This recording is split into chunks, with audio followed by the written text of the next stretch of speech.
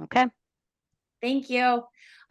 So the Finance Committee Appointing Committee is made of 3 members, the moderator, the chair of the Select Board, and the chair of the Finance Committee. Seeing that a quorum is present and it is 6:33 p.m., I'm going to call the meeting to order. Welcome to the chair of the Select Board, which is part of our executive branch of government, Mr. Richard Mucci, and welcome to the chair of the Finance Committee, a standing committee of town meeting, Dr. John Miller. And welcome to you, Heather. Welcome to you too, Heather, as the moderator of the town, because all 3 of us are equal in this committee. Thank you. Yeah. Welcome to all the public who is joining us. As Dr. Miller said, I'm Heather Von Mering. I am the moderator and the presiding officer at town meeting, the legislative branch of our government. And as those who participate in town meeting, hear me say every meeting during public meetings, I prefer to be identified as moderator here forward. Dr. John Miller, how would you like to be identified in this meeting? Doesn't matter. John's fine. Miller's fine. Mr. Miller's fine. Dr. Miller's fine. Anything's fine. Okay. And Mr. Richard Mucci, how would you like to be identified? Rich or Mr. Mucci, however you want to identify me, it's fine too. Prior to beginning our agenda, I just want to let all those in attendance know that the meeting is being recorded. Our first order of business this evening will be to formally appoint a chair, vice chair, or secretary of the appointment committee. Thereafter, we will summarize what has previously occurred for the public's knowledge. Moving onward on the agenda, the committee will discuss and vote on the next steps or process moving forward. At this time, we have not yet interviewed 3 members who have applied for consideration of the appointment committee, and those interviews will occur starting at 7 p.m. and we anticipate will continue until about 8:30. Thereafter, pending on the next steps or process moving forward decided by the appointment committee, we may do additional interviews, discuss, and/or vote. I'm a half glass full kind of person at this evening, and so I'm looking forward to potentially a 9 o'clock adjournment. Moving on to agenda item number 2, to appoint a chair, vice chair, secretary of the appointment committee. Mr. Mucci or Dr. Miller, is there a motion for consideration? I think we ought to dispense with this. I think you just should run the meeting. Okay, I'll make a motion then that Heather Von Mering be the chair of the committee. Do we need? Okay, is there a second? I'm happy to second it. I'm happy to take on that task. Any discussion? Nope. Roll call vote, please. I vote aye. Richard. I'll abstain. This is the first time in the history of FinCom that the chair, the moderator, has taken over this appointments meeting. I'll abstain. And Heather Von Mering, moderator, will vote as yes. Motion passes 2-0 with 1 abstaining. John, didn't you just say Heather should run the meeting? I don't think we need a formal appointment. What has been done for time immemorial is that someone convenes the meeting, the FinCom chair, and it goes smoothly. Okay. Well, we both agree that Heather should run the meeting, so she's running the meeting as chair now. Congratulations. Lucky me. All right, moving on to item number 3, summarizing what. Well, excuse me, are we going to dispense with a vice chair and a recording secretary? Would you like to do that? I would. Mr. Mucci, would you like to dispense with the vice chair and secretary? So you say we don't need a vice chair or recording secretary, right, John? It's up to you, Rich. You and Heather are in charge at this meeting. You're running it. That's not correct, but Mr. Mucci, what would you like to do? I don't think we need a vice chair. If somebody wants to take minutes, that's fine. I don't want to volunteer. Patty's doing that for us. Okay, great. And the meeting is being recorded as well. Great. Then we don't need to. Then we don't need that. Okay, so we will dispense with that. Moving on to the summary of what has previously occurred. Rich, I know when you spoke at the select board, you provided a summary. I went back and listened to that. I think it was a really good summary and the 3 of us agreed to it. So I'm just going to read essentially what you said there, so that the public can be brought up to speed on what has happened. Before you do so, I would like to be assured that I'll have an opportunity to give a summary of what I think has happened. Sure. Okay. So July 13th, the three of us met over Zoom to discuss the process for FinCom appointments this year. We were fortunate to have 8 individuals apply for 6 spots. 3 of those 8 individuals were individuals seeking a reappointment to the Finance Committee. On that date, Dr. Miller expressed concerns on having a quorum of FinCom to complete FinCom's obligations to close the books for the fiscal year for the comptroller, including a reserve fund transfer. After some discussion about conducting interviews, there was consensus among the 3 of us to unanimously appoint 2 members. One member was Catherine Hughes, who Mr. Mucci and I had the pleasure of interviewing last year, and Stephen Karp, a second member. At the time, the remaining 6 candidates were put down for interviews for the remaining 4 spots. Dr. Miller was thereafter going to organize the 6 interviews on behalf of the appointment committee on July 25th and 26th. We conducted the first interviews of the individuals seeking reappointment on July 25th, and thereafter, Dr. Miller made a motion to reappoint the individual, Hafiz Adam J. It was not supported by Mr. Mucci or the moderator, and Mr. Mucci and myself requested that we continue the 2 interviews that evening. We interviewed Bilton and Jones. After the 3 interviews, again, Dr. Miller made a motion to reappoint Mr. Adam J. There was again no second, and we asked that we finish interviewing all candidates on July 26th before we discuss appointments. That following day, we received an email from Dr. Miller that he canceled the 3 remaining interviews with Richard Rowan, Goldblatt, and Damari, and requested to meet with the select board. The select board met on July 31st, 2023, listened to what Mr. Mucci, Dr. Miller, and the moderator to say and took no action. We are here today to finish those interviews that were originally scheduled for July 26th, starting at 7 p.m. today. That is the summary of what I have, of what has occurred in their meetings. Mr. Mucci and Dr. Miller, do you have any things to add to that? Well, you go first, Rich. Go ahead, John, you can go. Yes, I disagreed with the chair of the select board summary at the select board meeting on July 31st. So to the extent that you said I had agreed with it, that's incorrect, Madam Moderator. Okay. I'd like to be able to share my screen, and I have a statement that I have prepared that I'd like to read. And I ask that Patty allow me to share the screen. Okay, you should be able to.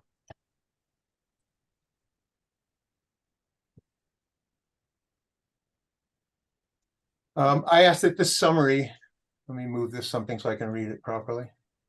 I asked that this summary be attached as an exhibit to this meeting, incorporated into the minutes. Finance Committee is performing properly under the town charter, providing independent advice to town meeting members on financial matters, which advice town meeting is free to accept or reject in whole or in part. At Spring 23 town meeting under the chair of Milan Trong, FinCom delivered the first balanced budget in more than a decade without using free cash. The situation we find ourselves in tonight is one the moderator has created out of nothing.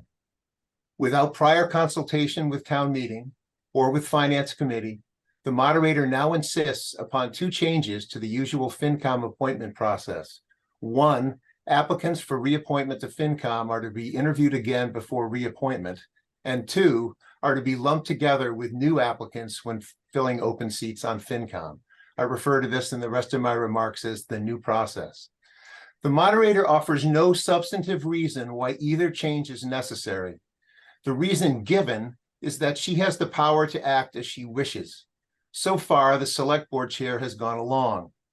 Throughout this process and publicly to the select board on July 31, I have given the substantive reasons why each one of the moderator's changes will harm the independence and efficiency of Finance Committee. My predecessors did so last year. FinCom's disagreement is not about power, but about wisdom. It is not wise for the moderator or the select board chair to interrogate a sitting member of FinCom about their actions and votes on Finance Committee as an implied condition of reappointment. It is a form of intimidation that will destroy the confidence of FinCom members that they are free to provide independent advice on financial matters without fear of political targeting for their views. Under the old practice, 2 of the 3 FinCom members seeking reappointment were reappointed on July 12th without interview. The remaining member, Hafiz Adamji, was singled out to undergo the moderator's new process. He is a member of an underrepresented group. Born in Mozambique, raised in Pakistan, he is superbly educated, thoughtful, kind, and extremely well-versed by extensive work experience at a Fortune 500 company in capital planning, programming, and procurement.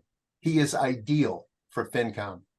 Mr. Adam G. was interviewed first on July 25th. My notes of this interview are attachment A. The moderator made a long statement about what she had heard from town staff about Mr. Adam G.'s service as a FinCom representative to capital planning. A few questions were asked. Answers were given with kindness, courtesy, and thoughtfulness. The interview should have been conclusive to any objective participant. Mr. Adam G. is highly qualified for reappointment. At the end, I move for reappointment. The moderator and select board chair were opposed. After consultation with previous finance committee chairs that very evening, it was clear that the moderator's new process was a procedural device that would be used to lump Mr. Adam G.'s reappointment with five other new applicants. The new process would give the moderator and select board chair cover to choose four other candidates without voting on reappointment of Mr. Adam G. Once the interviews were completed, the spaghetti, Mr. Adam G. would be mixed with the sauce, the new applicants, and the targeted removal of Mr. Adam G. from FinCom would be achieved by appointing four new members without the moderator or the select board chair casting a negative vote on Mr. Adam G.'s reappointment. The moderator's device seemed to me and my predecessor chairs, then and now, to be discrimination in violation of town policy about ethnic origin, and possibly a violation of discrimination law. The moderator and select board chair clearly wished to suppress his views from FinCom and from town meeting about ways to fix the capital planning process so that it becomes in compliance with the town charter. At the end of the interviews on July 25th, and after conferring with two past FinCom chairs, the best alternative, and there were few, available to slow or stop this discrimination seemed to be: one, cancel the rest of the interviews; two, make a presentation to select board, which I did on July 31st, which is attachment B, hoping for a change of heart by the select board chair; and three, if unsuccessful, seek advice of counsel about what appeared to be targeting of Mr. Adam G. Going to town meeting was not an option at the time. Without input from me, town council intervened in a different way to require that the process move to one under the open meeting law. The questions of the disparate discriminatory treatment of Mr. Adam G. remain unresolved.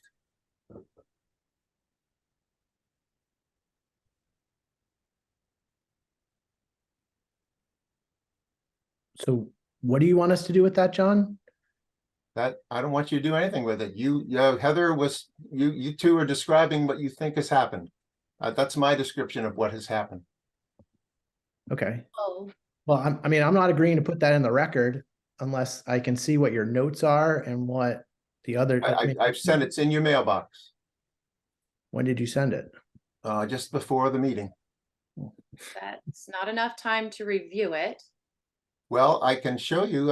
It can show you. You've seen what one of the attachments is my presentation to you at select board. I know that. I just Now, there is my notes of the interview with Hafiz. So They're your notes, Yep. they're your interpretation and your conspiracies of why why I said I wanted to interview one of the candidates, which is not in line with what I said, but I am not here to go back and justify to you when you're accusing me of things. I'm not accusing you of anything. I'm not accusing you. None of those are backed. And it's just really inappropriate, John. Well, I I'm just think gonna leave it at your that. conduct so But- far has been inappropriate, Madam Moderator. I agree with you. John, and I'll just simply chime in. I don't think your recitation is accurate of what happened. I don't think it's fair to the moderator. At best, we both wanted just to interview all the qualified candidates and have a discussion after that. So, as Mary Ellen, told us from the very beginning, it's really up to the three of us how we handle the process and do the process. And it varies from year to year. And so, this year, we decided to interview who we decided to interview, and rather than just take a vote, and to learn more about the candidates, we got stopped halfway through. So here we are tonight. Hopefully we can continue on in the process and get these final interviews done, and then have a discussion about the candidates. Well, I think we're supposed to agree on a process now. That's what we were, and I have another motion.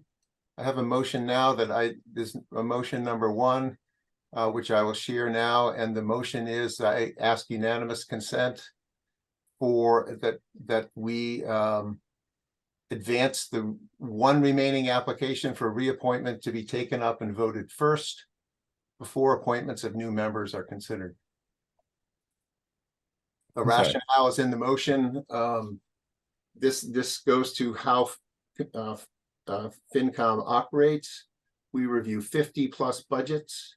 We have experienced people on our committee in the various aspects of the town budget. We rotate people around. Experienced members of our committee are highly valuable. This is why reappointments happen first, and this is why it has always happened first until the new process that the moderator is insisting on this year. So I make this motion that we take up the reappointments first. Is there a second? Seeing no second, the motion fails. I believe at this point we have summarized what has previously occurred, although I like to go on record that I do not agree with the summary that Dr. Miller has provided, and I'm really extremely disappointed in that. But I'm not going to go tit for tat in this meeting about his conspiracy theories. So moving on, Sorry, Heather, and I just agree as well. I mean, that's not an accurate summary. Well, it's your opinion, John. We can agree to disagree, but you are breaking things that you don't know you're breaking. I'll make a second motion, which is motion 2, that Mr. Hafiz Adamji be re-interviewed tonight. The rationale for this is that after he was interviewed, the moderator disclosed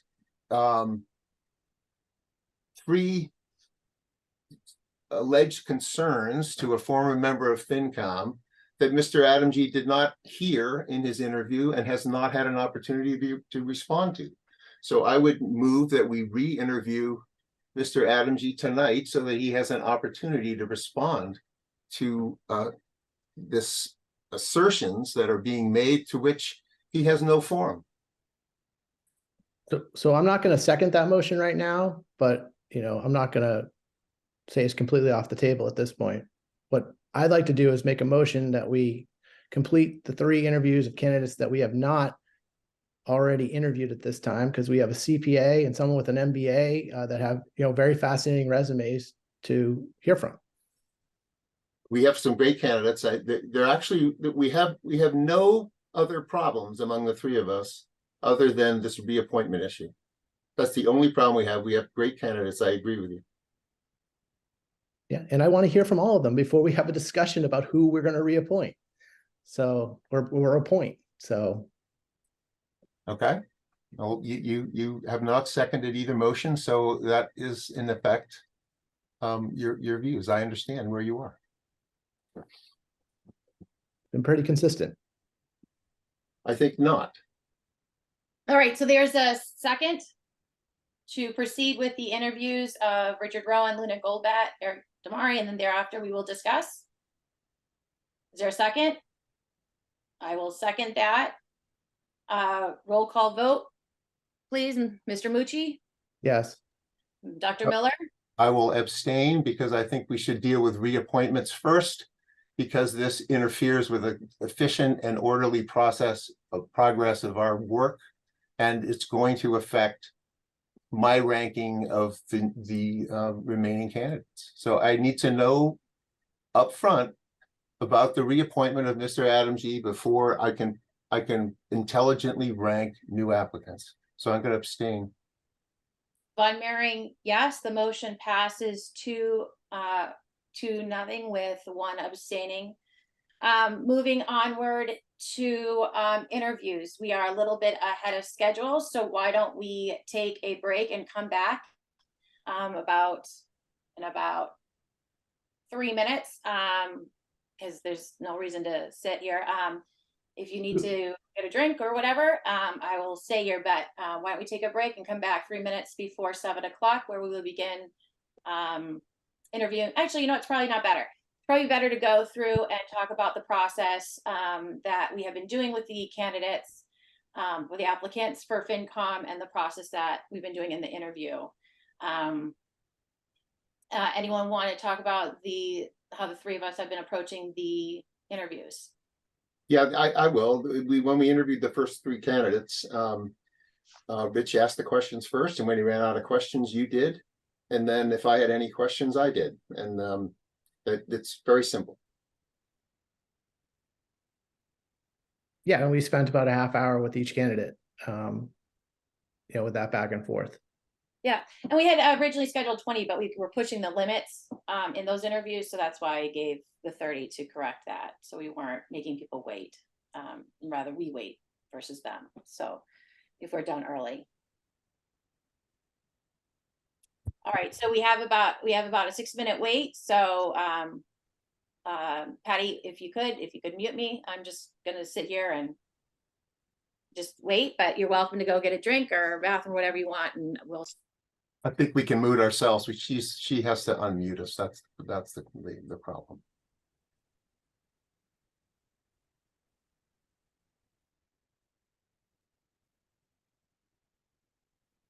Thanks.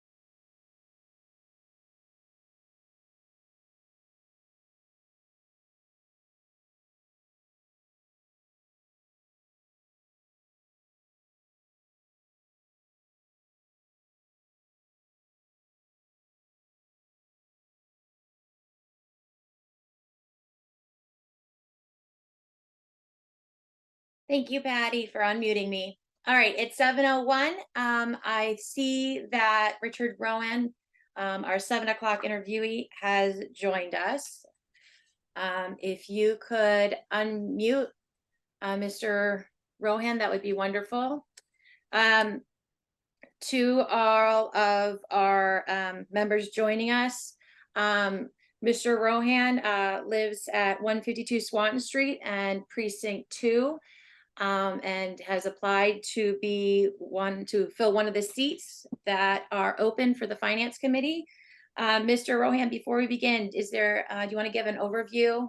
I'll let you speak on your own behalf about your background, or I can read from your resume, but if you want to introduce yourself and give a little background about yourself. Let me navigate here to start my video up. If you can. Okay. Yes, thank you, Madam Moderator. Well, my background is I grew up in Southern California, and I'm a scientist by trade and training. I'm not a CPA or an MBA, but do have a PhD in biology. After earning a Bachelor of Science degree in chemistry from the University of California, Irvine, with a minor in biology, attended Johns Hopkins University, earning a degree in biology with a specialty in genetics at that time, what was then what we now pretty much refer to as molecular biology work. And from there, I went into various research labs, starting at the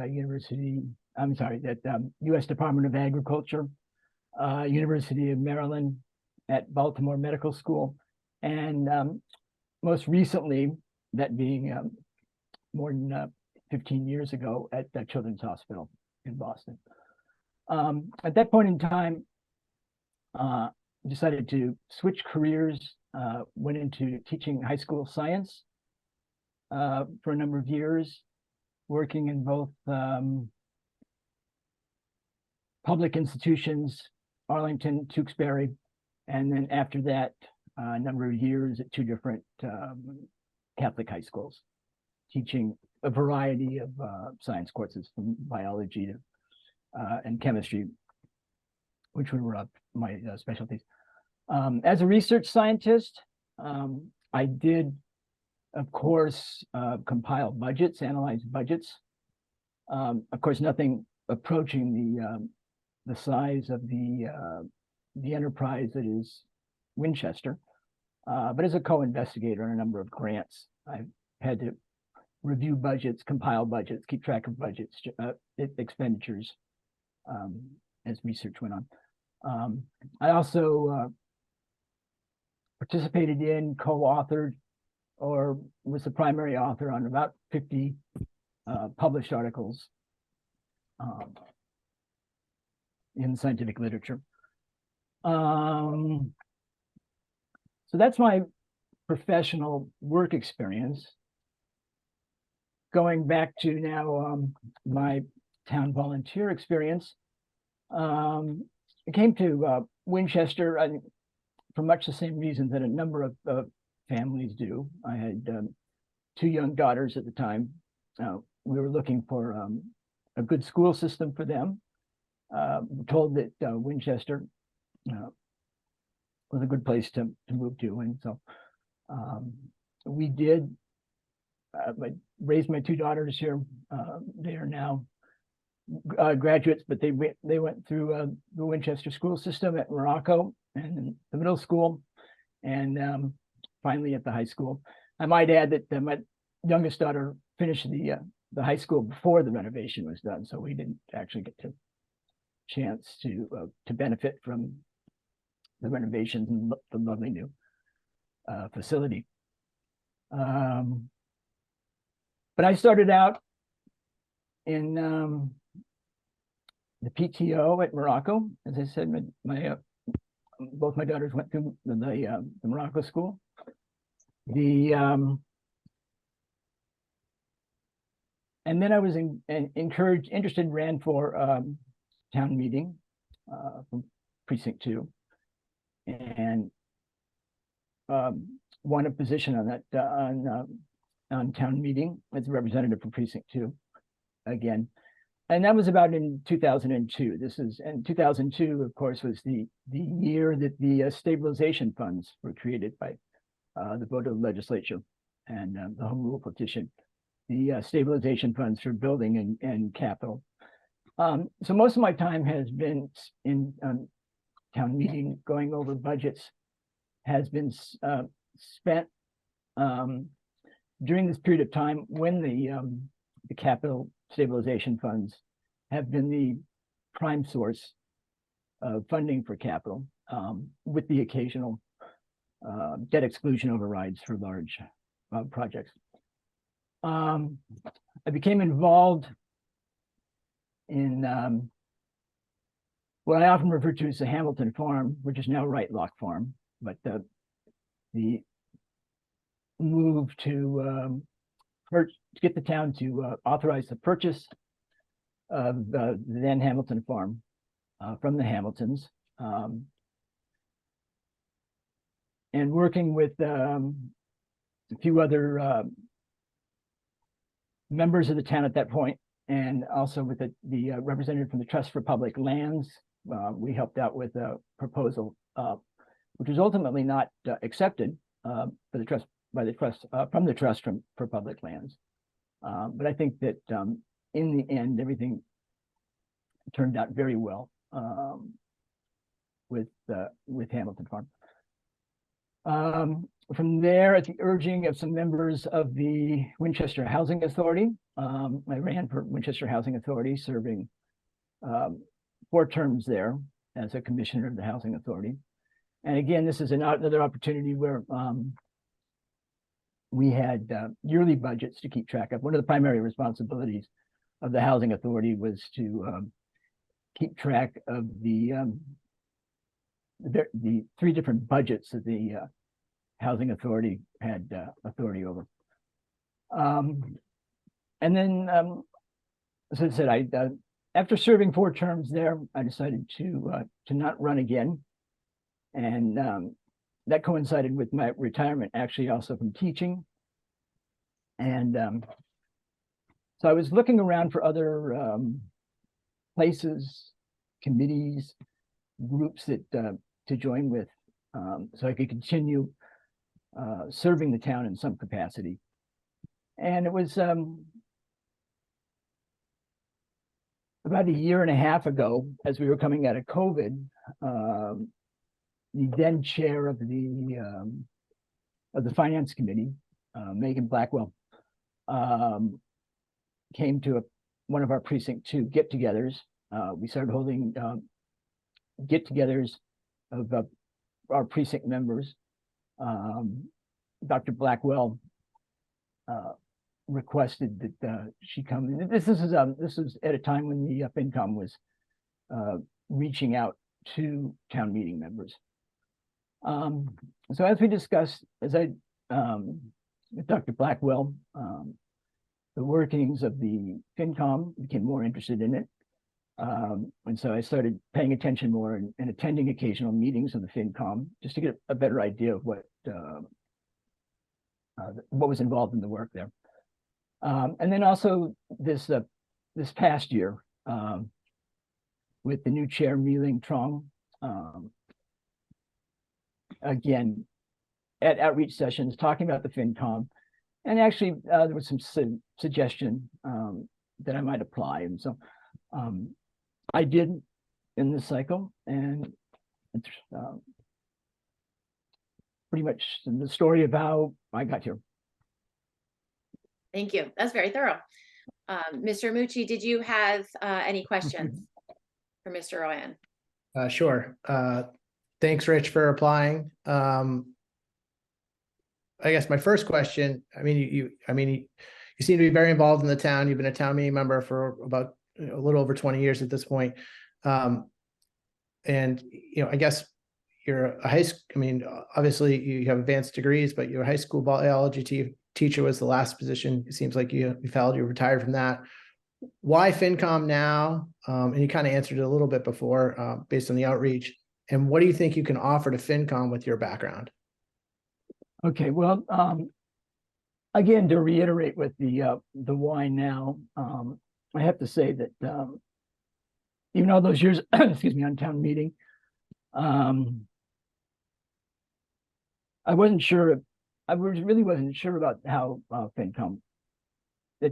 I think it took a while for me, as it does for any new town meeting member, to get a real good grasp on the budget, on the town's budget. And as I said, it's the outreach from the FinCom chairs at that time started, and had just having discussions with them. I really got the feeling that there was a spot where I could participate with FinCom, and I see my long experience on town meeting not as a hindrance, but actually as a plus. I feel like I have a knowledge of various override issues and financing for the town. A lot of time on town meeting, as I said, listening to various groups' needs and wants, and sorting those out as a town meeting member. So, does that answer your question, Mr. Mucci? Yeah. Obviously, you have experience with the town. I mean, you come to a lot of events, you come to a lot of our meetings. I see you in the back. You're usually, one of the few that stick it out till 10 or 11. I've seen you at various, walkthroughs. You were at, for example, the Washington Swanton Street walkthrough with the state officials that came through. So you seem to have a vested interest in the town. Do you think there's any, do you think there's any, and this is going to sound a little weird, but I'll ask anyways, but any biases or anything interfering that, would prevent you from, serving your duties on FinCom, which, essentially is to look at, objectively, and John maybe can speak to this best, because I have not been on FinCom, objectively look at, what's coming, any financial decision that's coming before FinCom. Well, of course, everyone has their own biases, and as scientists, we are pretty much trained to have to try to recognize those biases and remain as neutral as possible. But no, I realize that if I'm appointed to the finance committee, I would be one member out of 15, and that we would speak. The FinCom would speak through its chair and vice chair, and the individual members would be, I think, not silent. I mean, I don't know that I can totally give up my role as a town meeting representative for Precinct 2, and nor do I think that FinCom members who are also town meeting members are necessarily asked to do so. But no, I think I do think that I'm aware of potential biases, I hope, and I really think that I could fairly analyze the numbers, crunch the numbers, and okay. Someone else want to go right now? Yeah, so Mr. Ryan, is there the FinCom breaks out into subcommittees? Is Yes. there a particular part of the budget that interests you to digging deeper into? Just a correction, Rich, we break out into working groups. yes, Oh, it's a subcommittee on the They're website. working groups.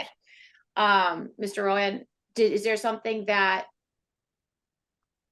yes, Madam Moderator. I think that the capital planning process is one that I know that there are some members of the Finance Committee who are already very much experts in that field, but the capital planning process is one that I have also followed closely and attended lots of their meetings as well as sitting in select board meetings and going to site visits. Housing is another interest of mine. So, but I don't know that that's exactly a particular part of the budget at this point. But housing issues. So Okay. the capital acquisition process, I think would be, is the one that I'm most familiar with at this point in time. Okay, I know that as the moderator, I'm well aware of your dedication to your precinct as the captain chair, and I expressed when we were going through the applicants that you attend a tremendous amount of meetings, and you're pretty well informed on our government and how it operates. And you have precinct 2 through your leadership has had tremendous amount of communication, and that you have stayed very neutral in those communications to your precinct of what has been going on either in the select board meeting or very it's like with Washington Swanton Street. You're very just pretty factual when you CC'd me. I haven't seen all of it, so it's just the stuff that you forwarded or included me on as the moderator. With that, I actually am interested in what do you love attending those meetings? What is that because you think that's that's what the precinct 2 captain should be doing? Is it you just want to you're so well informed?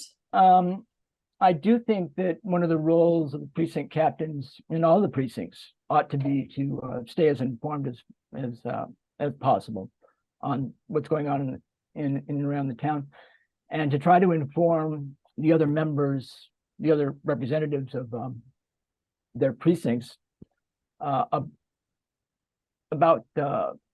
what's happening at these various meetings. Because it just seems like so many times we get the town meeting, and so there'll be an issue that a lot of people claim that they've never heard of.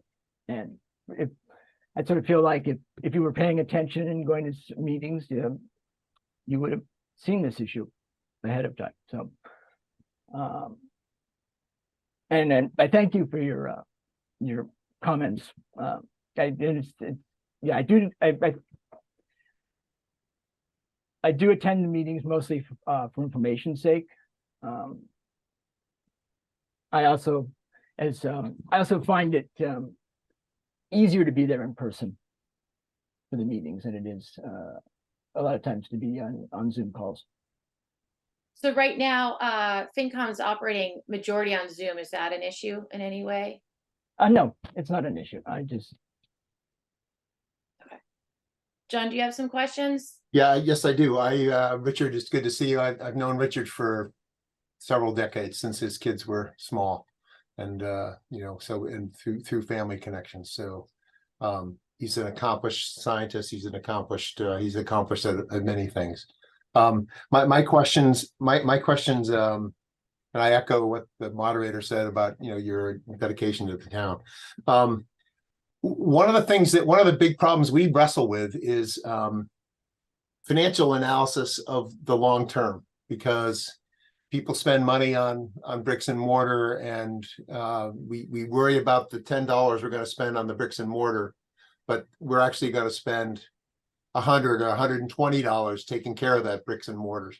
And so FinCom is very, very analytically oriented. We're the only entity that acts independently of the electeds and the staff to look at the long-term finances. So my question is, I assume you're pretty comfortable with statistical analysis. You obviously have done that in your career, but are you also comfortable with cash flows and present values and stuff like that, and that kind of analysis, Rich? I assume you are. I have to admit that I'm not as much as knowledgeable about those things, cash flows, but I'm not a stranger to Excel spreadsheets and doing calculations and modeling in Excel spreadsheets, and I mean, we But often I get in trouble. I think that I could. We often get in trouble for our modeling, but we're also the only ones doing the models. So Right. And I appreciate your resiliency testing and testing different models. And going over my volunteer work with the town, I skipped over more recently. I had had the pleasure of serving on the transfer station working group, and which Enzo, I'm going to mess this up, right? Rastinatum, yes, had made a small financial model of the potential revenues at the transfer station. So I'm aware of that that modeling capability. Okay. Are you? I mean, I can't say that I could, jump right in and say Right. But you have an affinity for spreadsheets and I have an affinity for spreadsheets and number crunching and modeling and okay. statistical analysis. I think I'd probably figure it out. I've known Richard a long time. I don't have any more questions. Heather, if I could just loop back in, because I did want to ask him about the transfer station working group, if that's okay. Yeah. Rich, what, I mean, you just brought up briefly about that, and I'm glad you mentioned it because I was going to ask you about it. How was that experience, and what did you see your role on that group? Well, my role on that particular group, I felt was pretty much as represented to Precinct 2. I live a few blocks from McCabe Avenue, so I see the traffic that comes through the neighborhoods, and I felt in that position, my particular role was to advocate for the neighbors in the neighborhoods here in Precinct 2 along Swanton Street, in terms of increased traffic, particularly when it came to suggestions that were being made. I think that the town could gain some financial benefit from bringing in trash from outside communities. And I felt that was something that was an unfair burden on the neighborhood. I mean, so in that situation, I took on the role, as I said, of a town meeting representative from the precinct. And that was my appointment as well.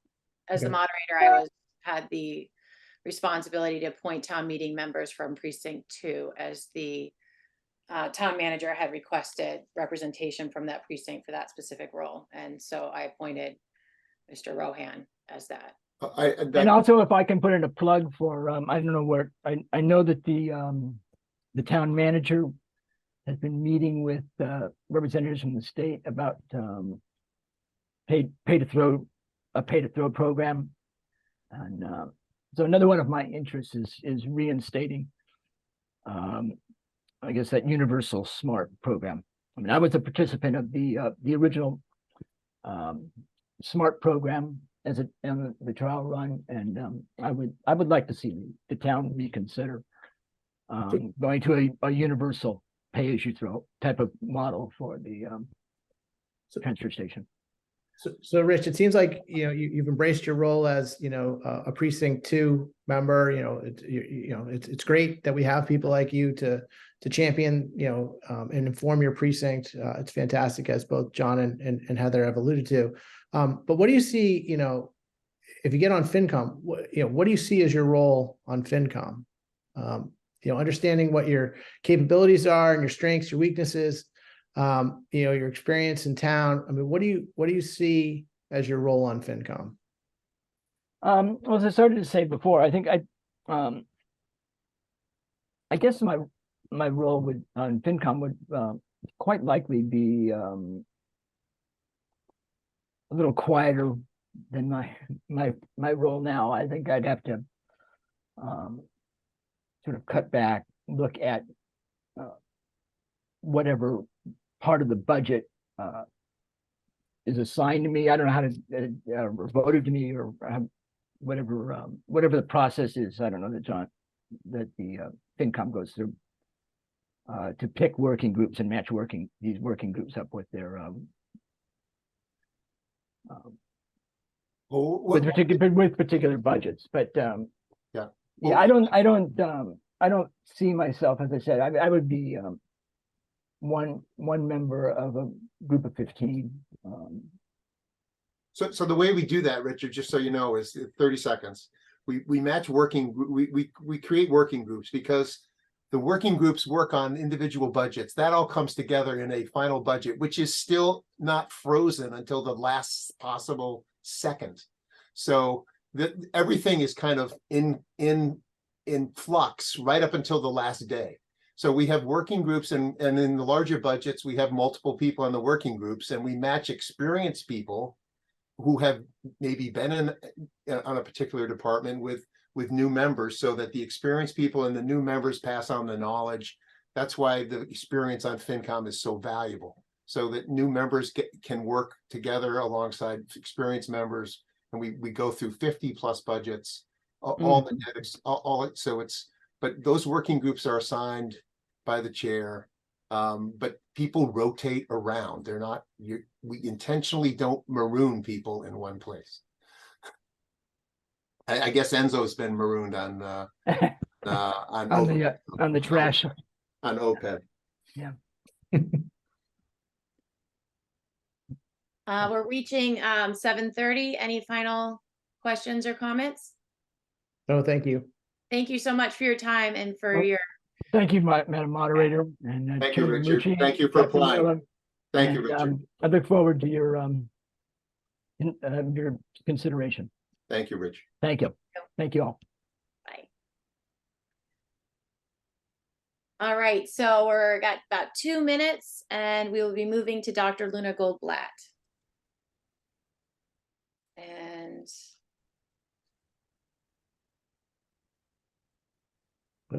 Just moved her in. Now, do There she want me is. to unmute her now?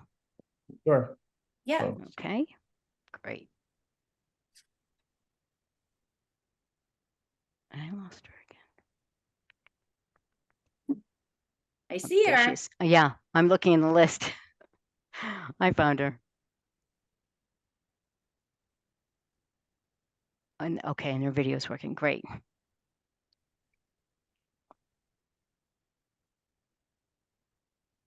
Hi, welcome. Dr. Luna Goldblatt is joining us. She lives at 284 Cross Street. She's a Precinct 8 resident.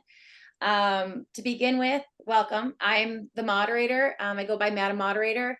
In public meetings with me is Mr. Rich Mucci. He's the chair of the select board. Rich, if you want to wave. That's Nice to meet you. and, Dr. John Miller, who is the chair of the finance committee. John, if you want to. Hi, Luna. Thank you for applying. Thank you so much for your interest in being a part of the finance committee. We really appreciate it. To begin with, this is a public meeting, just so you know, and you are being recorded. With that, I would like you to begin to just give a general background of essentially your resume that you sent to us, and just a general overview of yourself to the three of us and the public that's listening. Awesome. Thank you everybody for being here, and thank you, especially thank you to the appointing committee to give me the opportunity. I heard there are 20 people applying for the 3 positions, so I'm honored. No, not that many. Actually 8 applying for 6, so. Okay, so I feel a lot better about this now. You got better odds. That's what happens. You get the train going. You get the telephone going. Very good. Welcome. So thank you. My most relevant experience to this position is that I have my PhD in business administration from UMass Boston. I have passed my all my CPA exams, so I'm not unfamiliar with the government accounting side or taxation side. I've read your 2019 annual report, repeatedly, and I read your 2020 kind of financial plan. I think it's a great work, and I just imagine myself doing it hands-on, maybe sometimes in the future. So in my regular job, I teach accounting and taxation to college students, both lower and upper level courses. You're hearing my little girl back in the background. Sorry about that. I also work in the industry, but not from the accounting point of view. I worked for cross-border mergers and acquisitions. That was when the Chinese petroleum companies are buying Latin American oil blocks. And I worked as a paralegal for an American law firm back about more than 10 years ago. So I'm kind of familiar with, in a sense, with the due diligence process of vetting an important plan. Other than that, I have been, because of I didn't choose to go into accounting because I would make a lot of money. I would have gone to be a doctor, but I actually love numbers and accounting and the tax rules, and I love reading those reports. So that's why out of the entire Winchester governance, and I wanted to be part of the finance committee to, as I understand from the description, you oversee the balance, kind of a check and balance kind of role to oversee the budgeting process. Or sorry, it's not really oversee, but you have to approve the town of managers recommended budget. Well, actually, it's the So- other way around, Luna. The town manager recommends a budget and finance committee builds its own budget and presents that to town meeting. So the finance committee is the budgeting entity. You are. Yes. So from No, what I read, in 90+% of the cases, the town manager's recommendations are adopted. In probably 95% of those right. situations. So, but and the financial statements are really done by an outside firm and managed by the town's controller, Stacy Ward, who is excellent. So Yeah. the kind of reporting stuff, the financial stuff is managed by a professional inside the staff. That she has a department there. She's excellent. Who manages the projection? Oh, sorry for cutting you out. Who manages the financial projections? Well, we have a working group called the 3-year plan. We would like it to be a 10-year plan. Yes. So, but we are the modelers. We are the only people in town really doing those long-term models. Wow. Would love to be part of that. Thanks for explaining that. I was going to ask, do you like to do that type of work? Yes, I do. I love doing that type of work, actually. One of our I had a couple questions. One of our biggest problems, one of the big looming things coming is, our universe of obligations is almost $1 billion in terms of, debt and operating expenses. Yeah. So we are always close to trouble in our bond ratings. Well, sometimes we're close to trouble. I'm not saying we are, but we fear that, and we have a big school project underway now. We certainly owe a new school over at Morocco. We should have done that years and years ago.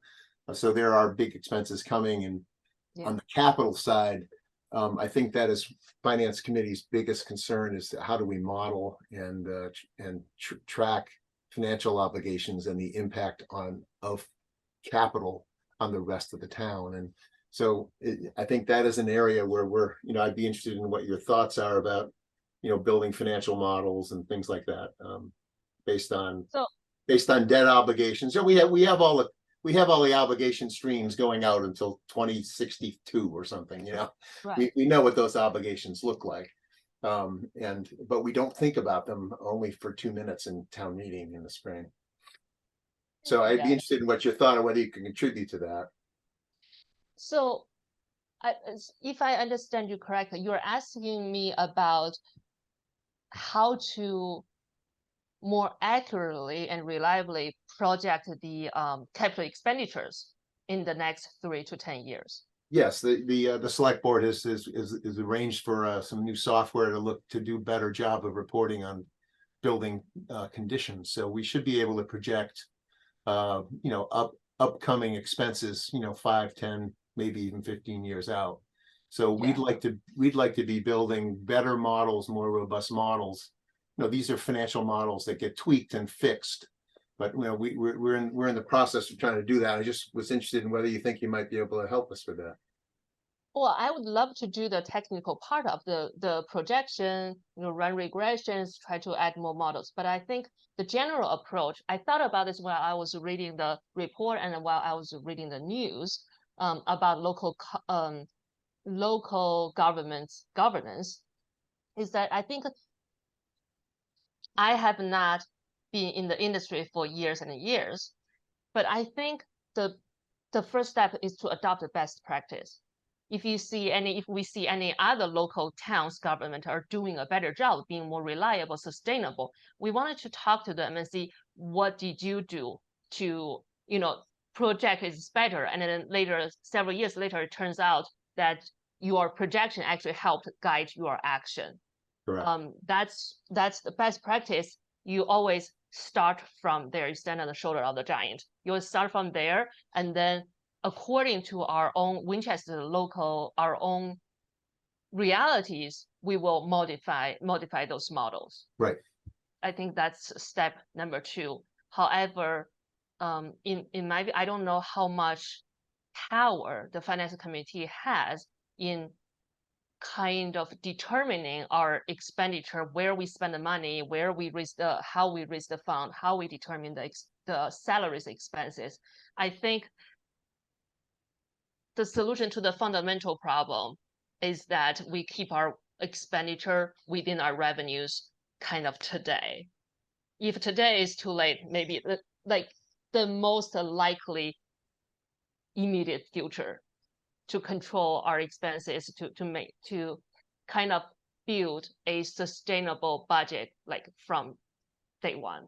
Yeah, and there will be burps. We'll guess wrong. The model will be wrong, and things will break. No, I understand. But I do think I personally I would like to err on the cautious side.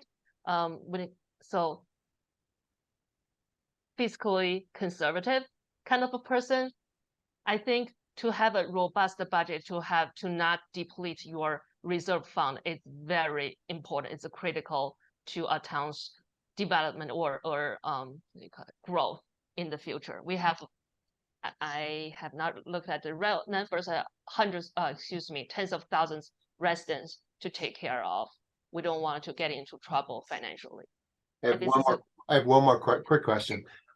In finance committee, we review 50 different departments. There's probably 70 or 80 line items in the budget that is presented, that we present to town meeting in the spring. Every one of those line items is reviewed by a working group, and finalized right near the end. So there's no hiding on FinCom. You get work, you get assigned work.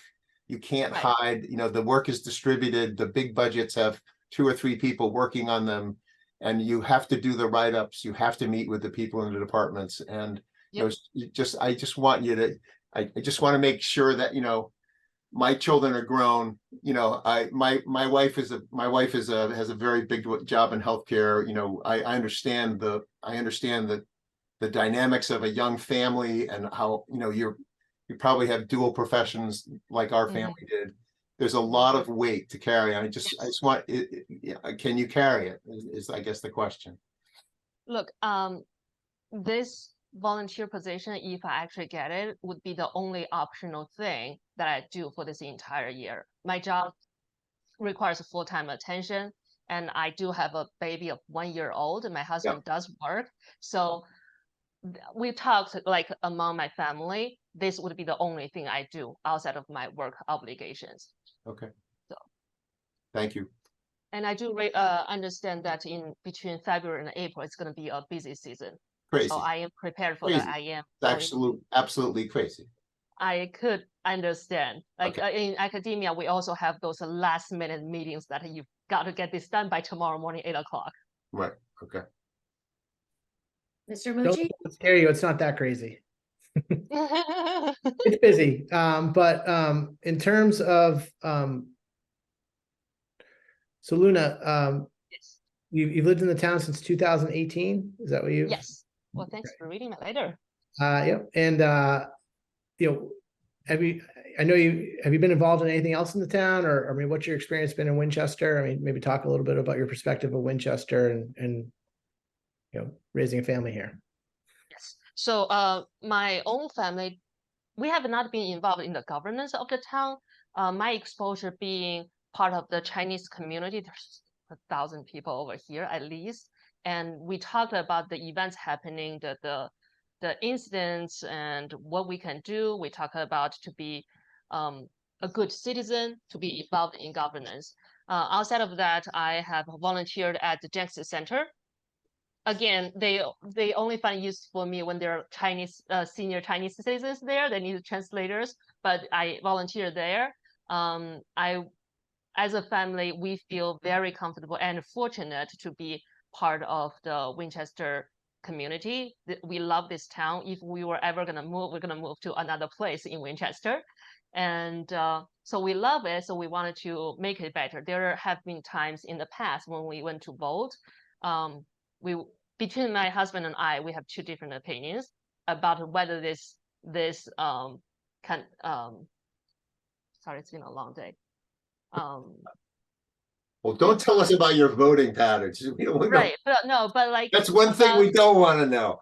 whether the referendum should go one way or another. So we have our interest in making this town a better place.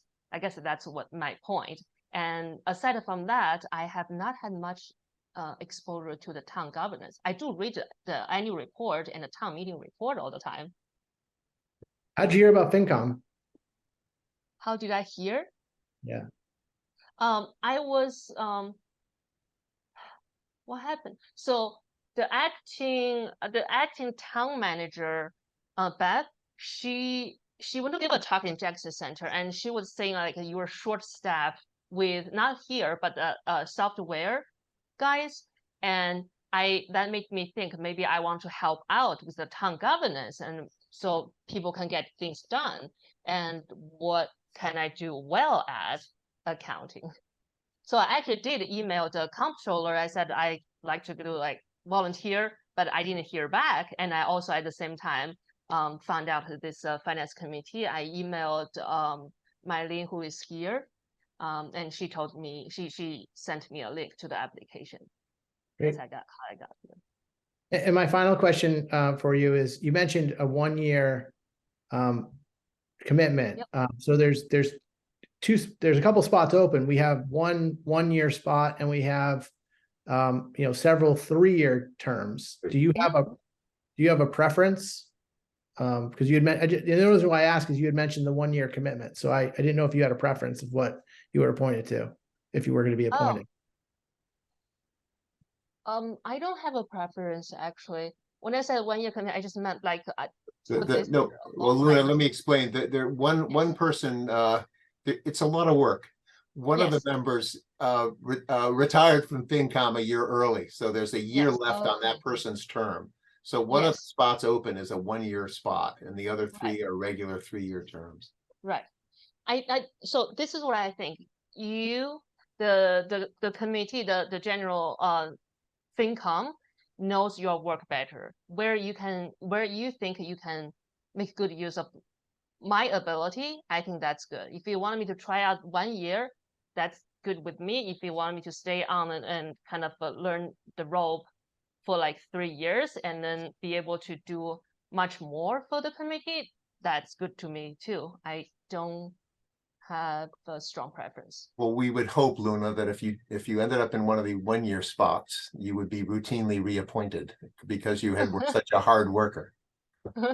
Thank you. But is that so? I do notice that in your meeting agenda that you are interviewing a former member of the committee. Is that right? Yeah. We interviewed six people. Yeah. Right. So the members are it's okay. It's allowed to reappoint the member, like 3 years after 3 years. Mhm. Yes. Wow. So how's the turnover rate? Well, we turn over about 3 to 4 people a year, and not because some people retire early. They have it's a lot of work, Luna. It's Yes. a lot of work. Yes. And there's no hiding, as I've said to you, get a sign that you can't hide. The product has Right. to be there. So, but some people retire early.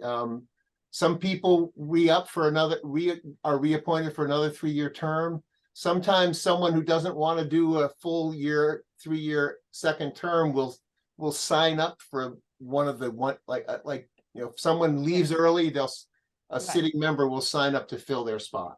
So there's turnover of 3 or 4 people per year on a 15-member committee, and very rarely do people serve more than 6 years. It's too much work, frankly. Yeah, I believe so. Yeah, I agree. I'm sure that you must have statistics similar to that on select board, Rich. I mean, it's a lot of work. It's just hard. It's hard. Yeah, I could tell. I think if I may, I think the most challenging part of this job, it seems to me right now, just reading the description, is the part where you gather with different groups, with the actual department, the public meetings, and all the stakeholders, and to kind of sort through all those information that you collected in different formats from different perspectives, and then come up with It's the best. it's not that hard. It's not as hard as you posit. There's the town manager gives us a projected budget. We have records going back 20 years. We know what the budgets have been for the last 20 years. I think FinCom is probably the only entity that has it. So we know what has been spent for the last few years. We go talk to the same people again with a couple members, and we ask them. They're confidential meetings. That's why they're working groups.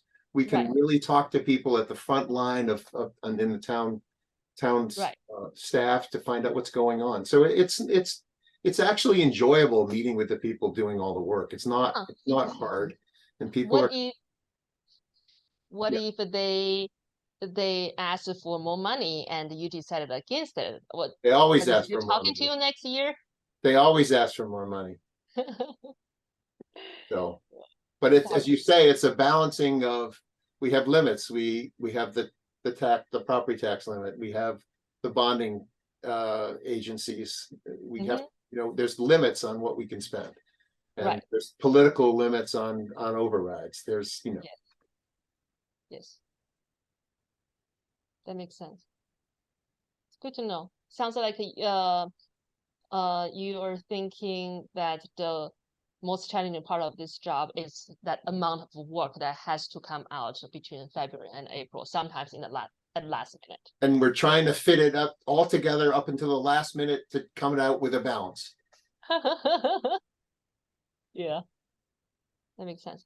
One thing I don't know if you assign someone to do this. One thing I do well is to I tell my supervisor to pester people. Sometimes we have to work across departments, and if nobody responded, I always volunteer to say, "Do you want me to pester them for the next 2 weeks?" Well, and to actually get the deliverable.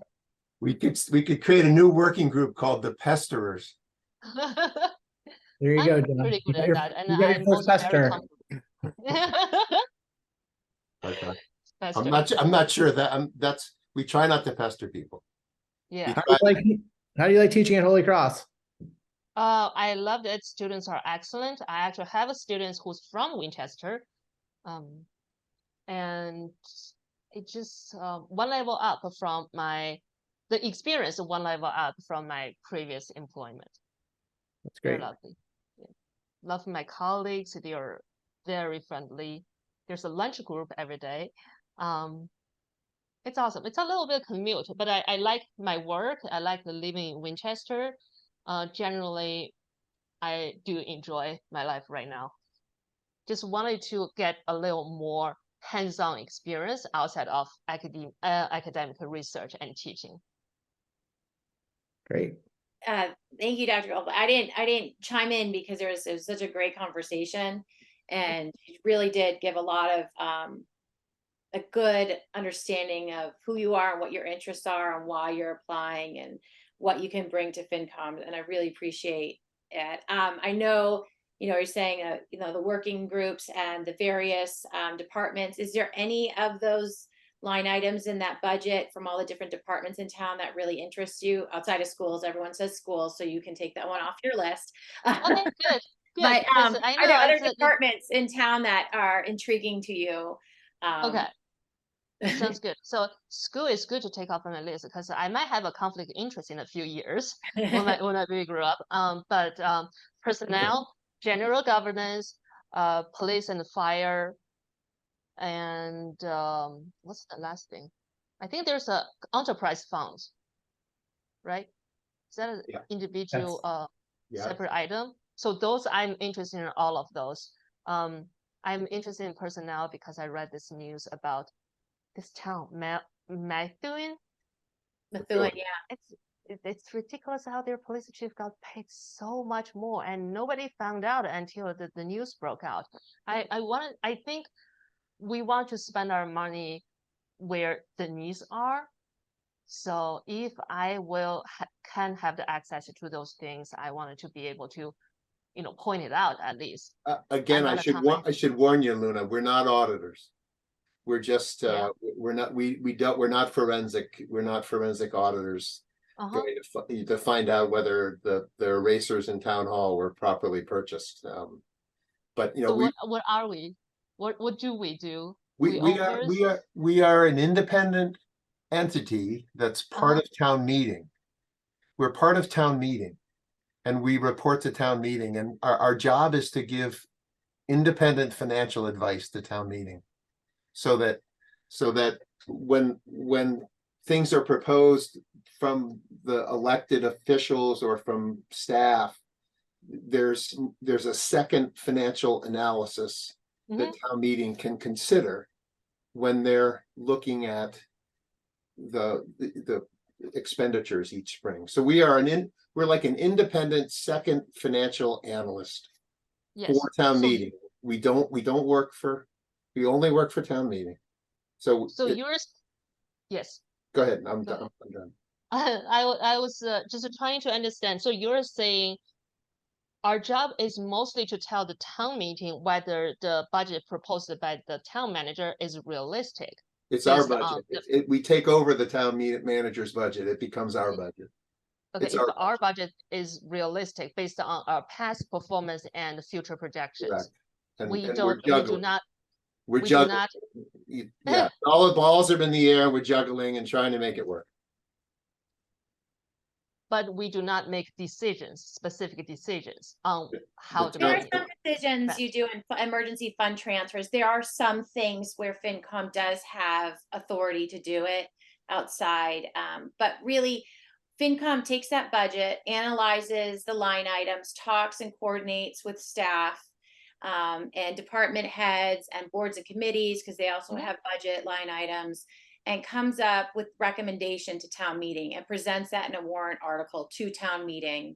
And it provides an analysis. And part of that analysis includes, projecting where we're going to go, the free cash usage, and then giving as much information as they can to town meeting so they can be informed voters. And it's town meeting who is the one who votes and makes that determination of what the final cost and the value is for the yellow sheet. And so the piece that is, you work alongside the boards and committees and the department heads.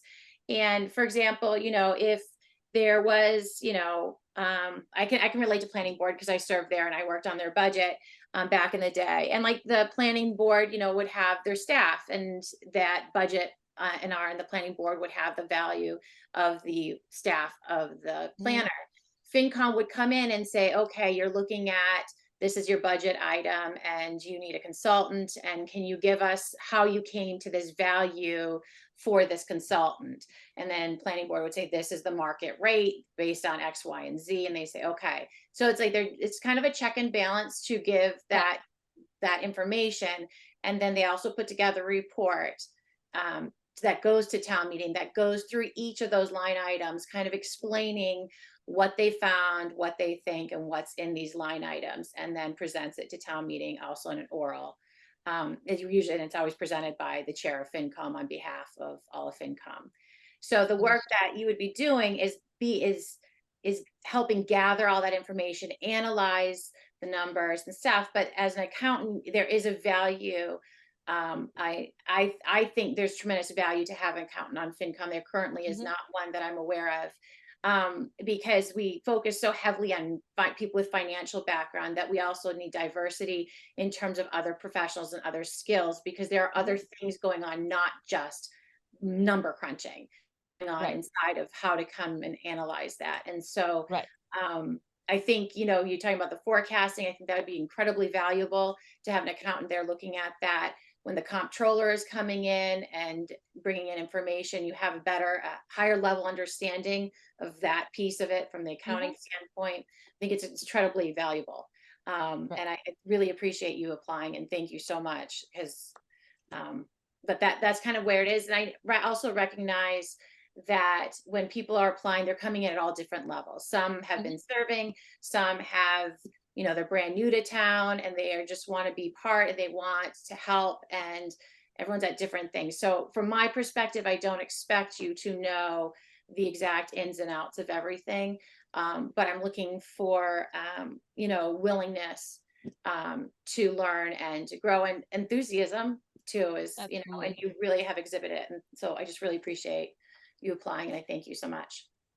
Well, thank you, Ms. Von Mary. I think it's a really awesome opportunity. Like you said, I'm still learning, but I'm willing to put in the work to learn faster so that I could be helped within as long or short as my term will be, if that happens. Yeah. Thank you so much, Mr. Mucci and Dr. Miller and everybody else. Hello. Thank you so much for having me. Thank you, Luna. Thank you. Have a wonderful night. Thank you. Thank you. Take care. Bye-bye. Yeah. Be easy on those kids, will you? All right. All right, we're 2 minutes ahead of schedule, and next up will be Eric Damari. I see that he's joining us right now.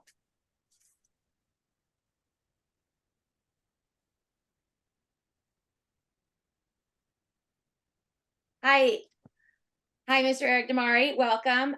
For those of the public, he lives at 38 Hollywood Road, and he lives in Precinct 4, and he will be just had a moment. Sorry about that. I would like to ask you if you could. Well, actually, first, let me introduce myself. I'm Heather Von Mering. I'm the moderator for town meeting.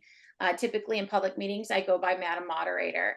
As along with me is Mr. Rich Mucci, who is the chair of the select board. If you want to wave to identify yourself, that's Mr. Mucci. Who knows what Zoom setting we're all on, right? And alongside us is also Dr. John Miller, who is the chair of the finance committee. And we are the 3 members for the appointing committee for the finance committee. A lot of committee names in there, committee. When you begin, we've been asking candidates just to kind of give an overview of yourself and your professional and your volunteer experience overview for the members of the public, so that they may have a general idea of you. So please go ahead. Oh, the table is all yours, the floor. Oh, we can't hear you. Give us 1 minute. So far, we like what he's saying. We can't hear him. Uh-oh. Uh-oh, we have no volume.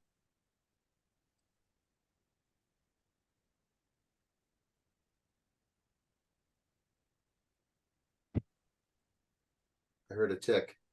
Now he's muted now. Patricia, he's muted. I can see that he might have unmuted himself. Okay. Oh, there you go. Try again.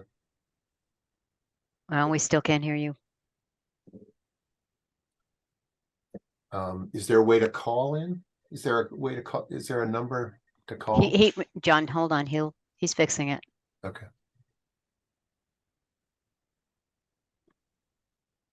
I gotta take my, my stay alive medicine. To the chagrin of some. Don't forget that, John.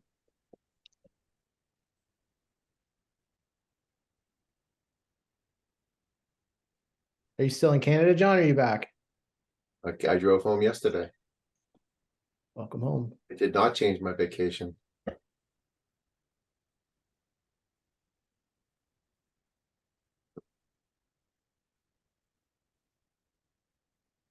I think we ought to float Mr. Damari phone number. Maybe he can call in and we can look at him.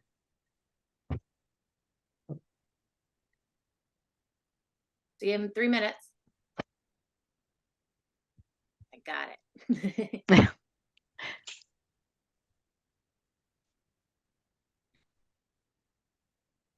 Usually it's the old geezer like me that can't work the computer.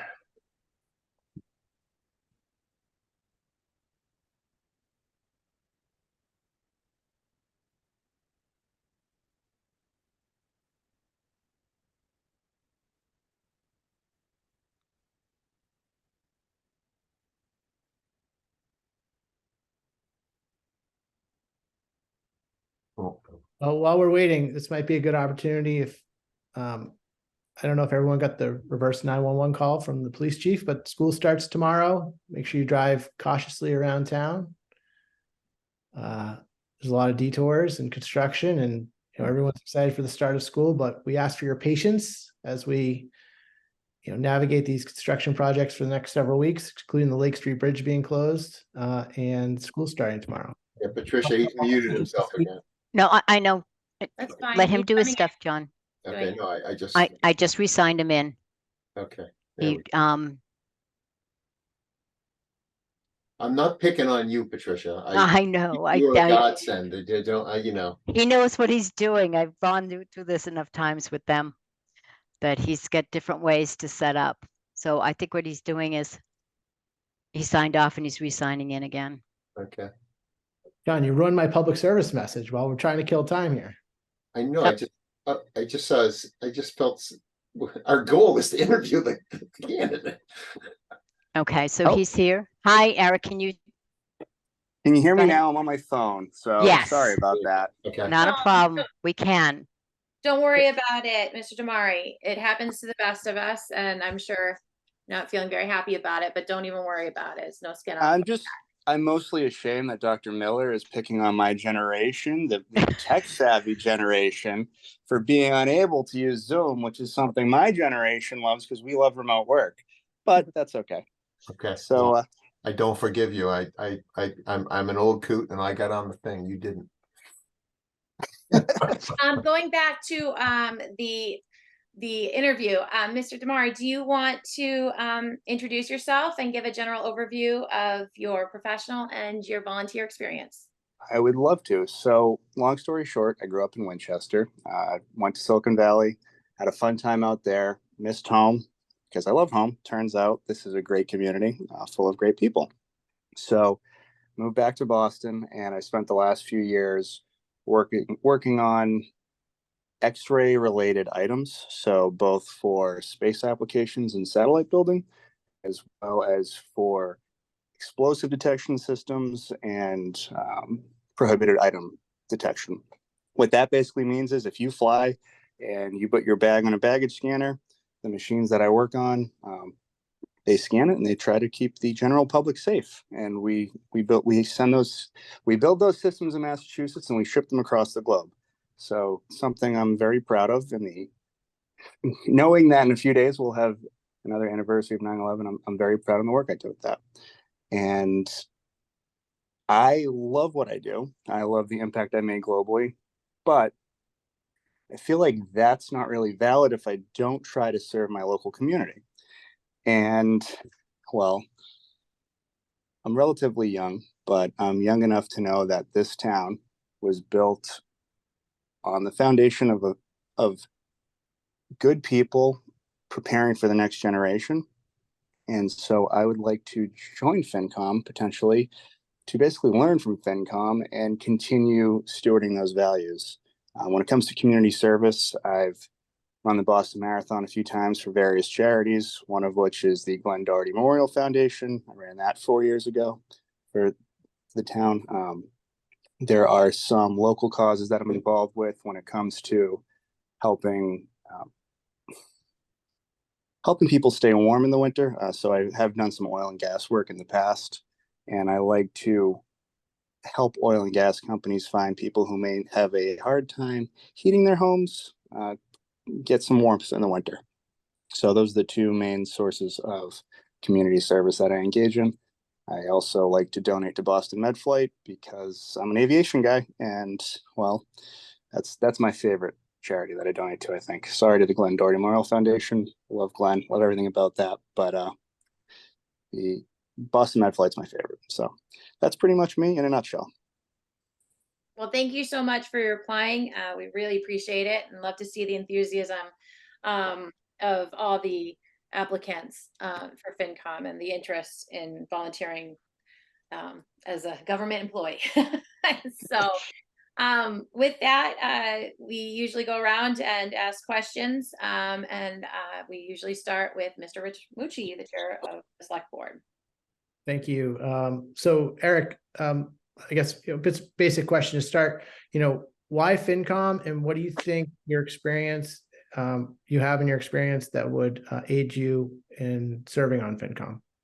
So no matter what organization I've worked for or with, be it Apple Computer or the National Reconnaissance Office or TSA or DHS,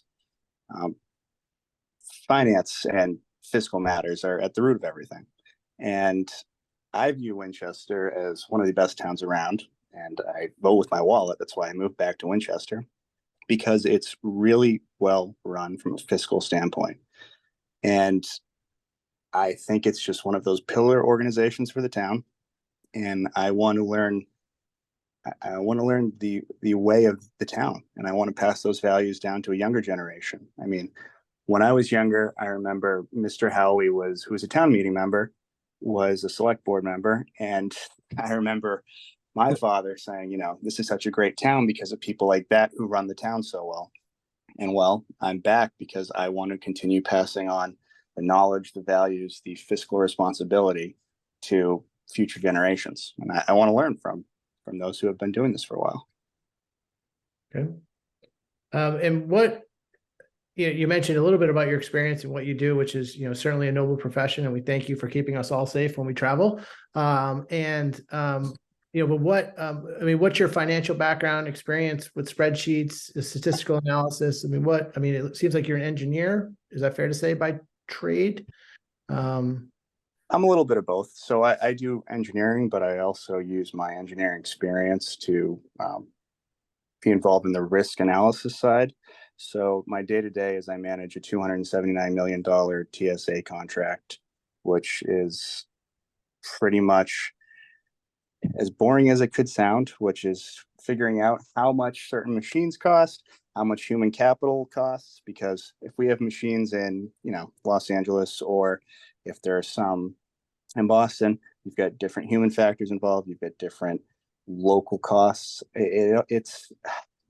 It's both very exciting from the engineering perspective, but very boring from the day-to-day fiscal analysis. So, God, not to knock government employees, but it's the necessary work that you have to do to make sure programs are sustainable and you deliver things on time. So part of my involvement with that too is going back and forth with TSA and a few other companies to figuring out how much we have to ask for Congress for budget to put these machines in airports, figuring out how we can lower the cost of goods and services for these machines. It's a long chain of dealing with the people who want to buy them, along with our sub-suppliers globally for components. Everything from sourcing components from local vendors to vendors in Japan, everything to dealing with local senators from the state of Massachusetts to senators from other states. So that's my day-to-day fiscal experience, I would say. Sounds like a lot of responsibility. It seems you wrote in your letter, you have experience, obviously, based in this field in procurement and federal, any experience in state procurement or state procurement laws or anything like that? Some recently, but more on building a local factory for where we manufacture our machines. So I've been talking to a few local cities and state officials to work on job creation programs, because manufacturing is important to the state, and we are currently moving our factory from Boxborough to another town. I don't want to say what town just yet, but it's local to the Middlesex County. And there are a lot of state incentives that we've been working with for job creation. So we're basically looking to create 50 manufacturing tech positions in communities that need them. Kind of picture what they might be. But a lot of that goes back and forth with state government and local officials. Do you have a working knowledge of FinCom? Ever attend a meeting or anything like that, or just hearing stories of just hearing stories so far, and reading documents that they put out over the years. But you're a member of town meeting, aren't you? Yes. Yeah. Okay. Yep. Yes, sir. You left that off of your volunteer work. I assumed it was. I assumed it was known. That is my fault. Well, I know it, but I go later. But when you spoke about yourself, you didn't include it. So yeah, I'm terrible at speaking about myself. I will say that. So I apologize. No. Are these GPAs of 4.0 serious, or are these on a 5.0 scale or something? Those are 4. Those are out of 4. Okay, all right. College is The good. engineer who likes his homework. I taught at engineering in civil engineering school, so I understand it. I love engineering, but I love business, because at the end of the day, without the fiscal management of programs, engineers don't have any money to make things, and then we have a problem. And if there's anyone who knows that, I know you know that, Dr. Miller. Well, I guess. As long as you are involved with the Big Dig, I think we can trust you on that one. Well, I represented some clients who were looking for money about the Big Dig, but that's my involvement with it. I had a quick question, and then I'll go to more relevant. I just had a question on your resume, because it says that you work for IDSS Holdings and eSpace at the same time. Is that correct? Yeah. You do both? So I am an outside director at eSpace now. So I work on the procurement side with Space Force, and focusing on, let me think about how I want to phrase this. Emerging technologies. Don't run your security clearance on this interview. I will be honest, my security clearance for Customs and Border Patrol, that process was way more stressful than anything military related ever. It was, I wish no one would have to go through that one. That's how stressful CBP can be. But okay, so with that, I usually, Mr. Mucci, you asked this question, but looking at in terms of, actually, sometimes Dr. Miller does too, is the term of the time commitment piece of FinCom. Are you familiar with the process of what FinCom's responsible for? Where are you in your knowledge of FinCom? I know you're a town meeting member. I know you see what they're presenting at town meeting, but where are you in your knowledge of how FinCom gets to town meeting and the amount of work that goes into that? I have a general understanding of the time commitment and the meetings that you guys might have. I mean, obviously, I don't have the most in-depth understanding of what goes on in those meetings. I have the version that I see at town meeting. But from a time commitment over the year, that's not an issue for me. I've got time for that.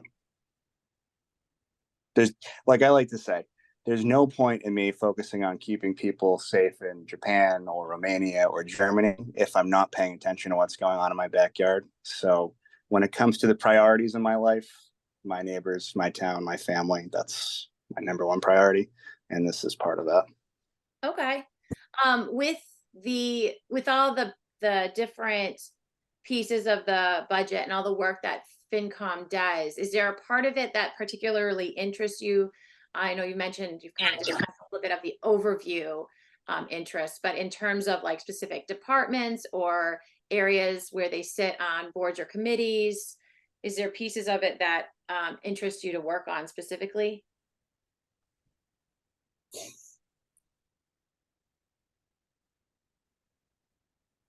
I have to think about this for a second because some of the committees I'm interested in, but I can't say really, schools either. I've said don't say schools. Everyone wants to do schools. Schools is not the option. no, I don't. You might be put on it. I just don't want it. Like it's like the easy one. No, don't. First off, God, now I have to admit that my mother's a teacher in the school. And I don't want to be on the school. Literally, the one committee I don't want to be on. Literally, the one committee I do not want to be on is the school committee. Capital planning, sure. Anything else, I will figure out the budget for fire hydrants for the town for the next 20 years. But I do not. No, I am not the guy for school committee. Not that I have any ill words for that, but there are other parts of the town that I'm interested in. I'm interested. You must have gotten a B from your mother or something in high school or something.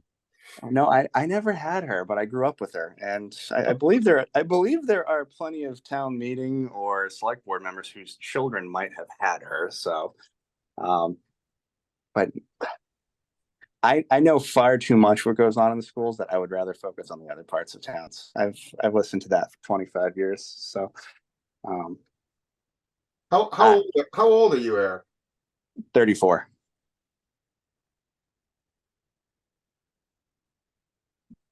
Are there boards or is there departments that, you know, a lot of the departments heads come to town meeting? Are there any of them that you're interested in understanding their budget and how it works? Boards or committees? I'm interested in seeing how the DPW's budget works. Mostly because I'm a nerd and the DPW has a lot of cool equipment. So seeing how their budgeting works, seeing how their equipment expenditures work, seeing how their personal requirements are, because I know sometimes they're in need of people, and it seems like that's going to be a challenging job to find people for over the next few years compared to some other ones. That's probably the target one for me. With that one, it's also very interesting because the prior department, right, the department head for the DPW has retired and has dedicated so many years, and now we have a new department head. So it's gonna be very interesting as they go through if they're going to change, if they're not, and what they see, if there's things that they see that that would be very fascinating. Yeah, it interests me too, because a lot of their expenditures on the capital side. I mean, if you go to buy a truck now, it's 11% more than it was a year ago and 22% more than 2 years ago. And how do you really plan for that if you're buying a $500,000 vac truck or 20 F-350s to plow in the winter? So that's the one that interests me the most, I think. I think they would have loved to have 3 F-150s to plow in this, but they did. That would never fly. It's 3 new trucks like that. But yeah, so there's pieces in there. So thank you for that. John, Dr. Miller, did you have any questions? I'll give the same kind of pitch that I gave to the last applicant, that there's no hiding on FinCom. There's 50 plus departments. There's probably 70, 80 line items that we have to review. The work gets passed out, Eric, and you can't avoid it. On the bigger departments, you're paired with more experienced members, but on you will be assigned to go interview people and ask them about how things are going, what they need, what they have too much of, what they could delay, maybe what they need faster. and there's no one else. You have to get it done, and there's no hiding. The average FinCom member goes probably 1 term plus. Many make it to 2 terms, but we have a turnover of people who retire early because there's too much work. So if you have young, I see in the letter you have a young son too. So, and obviously, you have a young family. So you got to put in the time. There's no hiding. Well, luckily for me, I have the 7 p.m. bedtime, and then I don't go to bed till midnight or 1 a.m. So I get plenty of time at night to review documents, and I have a very understanding wife. So any meetings, she can man our ship while I either have the meeting on Zoom or downtown. Okay. Eric, how long you've been on town meeting? This is my first year. How do you like town meeting? I love it. I think local town politics are the best because they're unpredictable, and I've learned a lot. It's unpredictable. It's fun. Everyone on the town meeting is just, they're the best people around. I love it. I couldn't ask for anything more.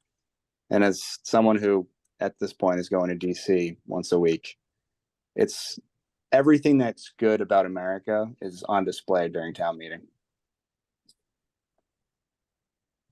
Great. How do you like it, Mr. Selectman? Oh, shit.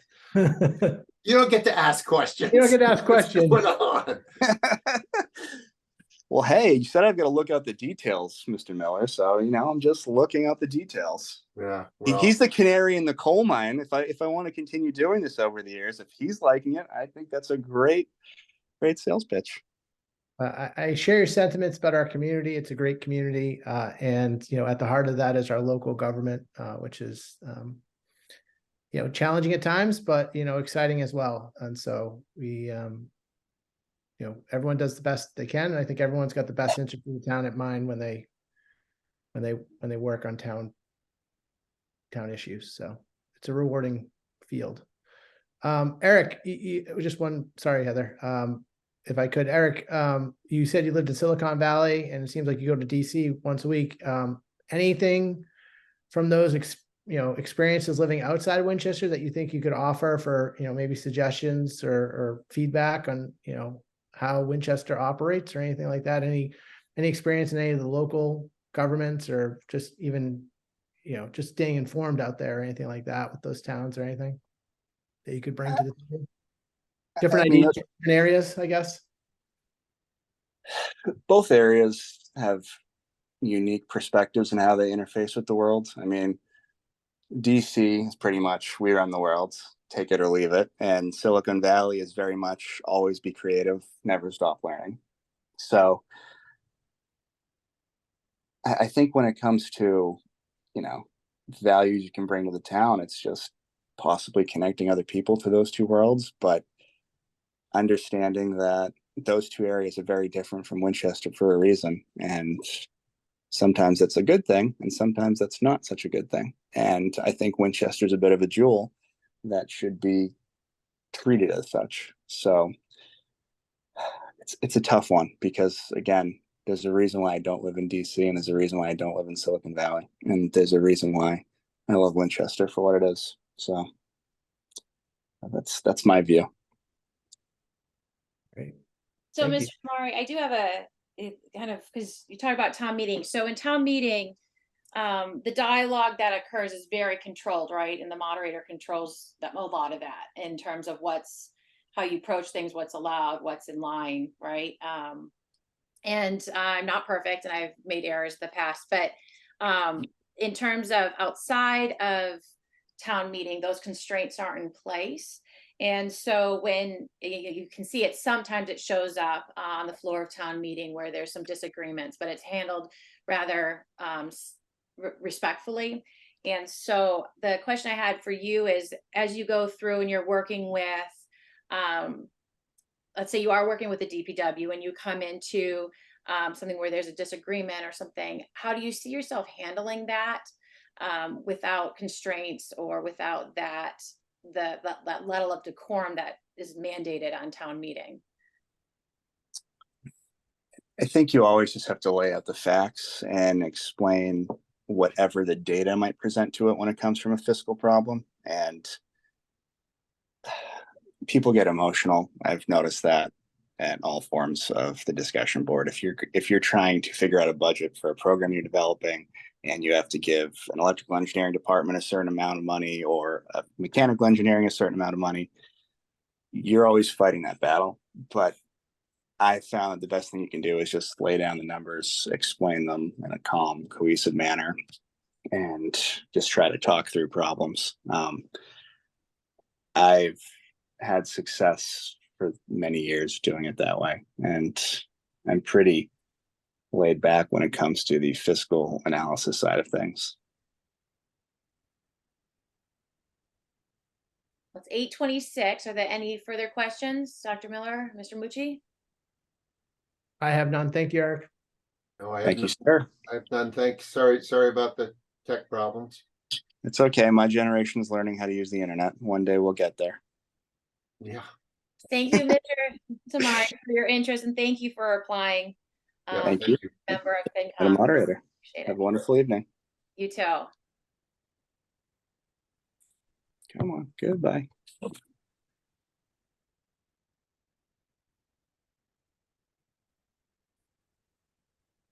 All right, that completes the 3 interviews that were not completed prior. Next steps. Well, I would like to bring up Hafiz Adamji and reappoint him.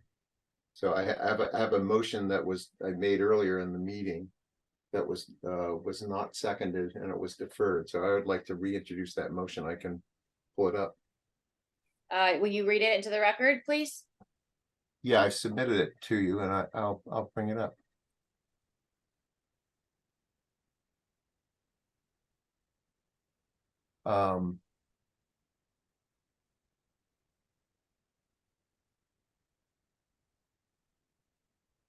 Let's see, I want to bring the right one up.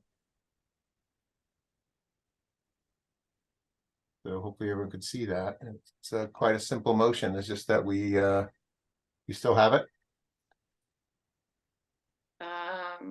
The motion is that Can you read it into the record? We're on Zoom. You got to read it. I'm submitting this motion. I've submitted it to Patricia already. I will read it. I ask unanimous consent of the following motion necessary for the orderly and efficient operation of FinCom as a constituent body of town meeting. And the motion is that in order to permit the chair of Finance Committee to properly assess and rank new applicants to FinCom in light of the experience, background, and interests of the 11 current Finance Committee members and the 1 remaining applicant for reappointment, I move that the 1 remaining application for reappointment to the FinCom be taken up and voted first by the appointing authority before appointments of new members are considered. At the bottom of the document is the rationale for doing this.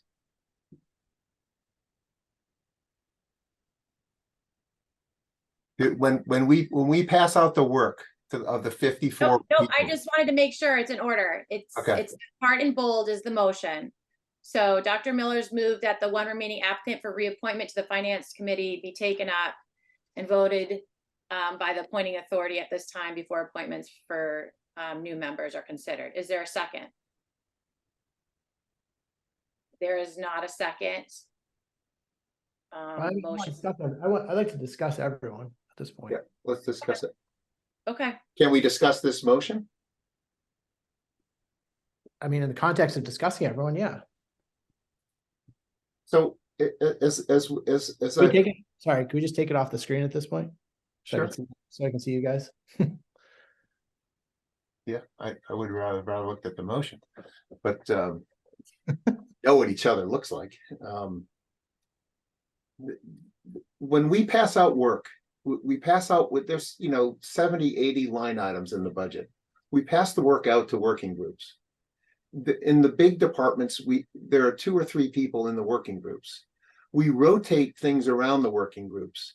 the working groups on the bigger departments have multiple people. They have experienced people and younger and newer members.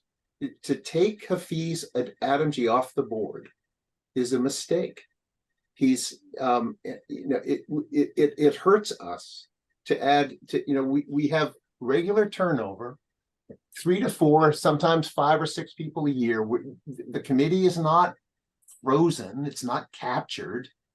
There's regular turnover, and to take an experienced, highly qualified member off the board, it hurts us. It would hurt any chair. It doesn't hurt just me. It's not me speaking. It would hurt any chair of FinCom. The way we operate, we'll have 3 people working on public safety. There'll be a newbie, a middle year, and an experienced person on that. We rotate that around. And to take someone like Hafiz off hurts us. There's no substantive reason he's a highly qualified member. We should take his reappointment up first. And then that will allow me to make a better judgment about ranking who the new applicants. And to throw Hafiz in with them in a ranking is to put apples and oranges together. Hafiz is a known quantity. We know his commitment and his work quality. John, so let me just run through the roster right now as I see it, just in terms of experience. So you got Stefan Karp, who's going to serve his 2nd term on FinCom, right? Correct. You've got Catherine Hughes, who served 1 year, right? She's a relative newbie. Yep. You got Megan Blackwell, former chair. She's got 1 year to go. Yep. You got Patrick Matson, who's finishing up his 1st term, right? This year. You got but we have Enzo. Let me go through it. So you got Going through. Yep, you got Enzo, past chair, finishing up 2nd term. Am I right about that? Yeah, we're gonna lose. Hold on, wait.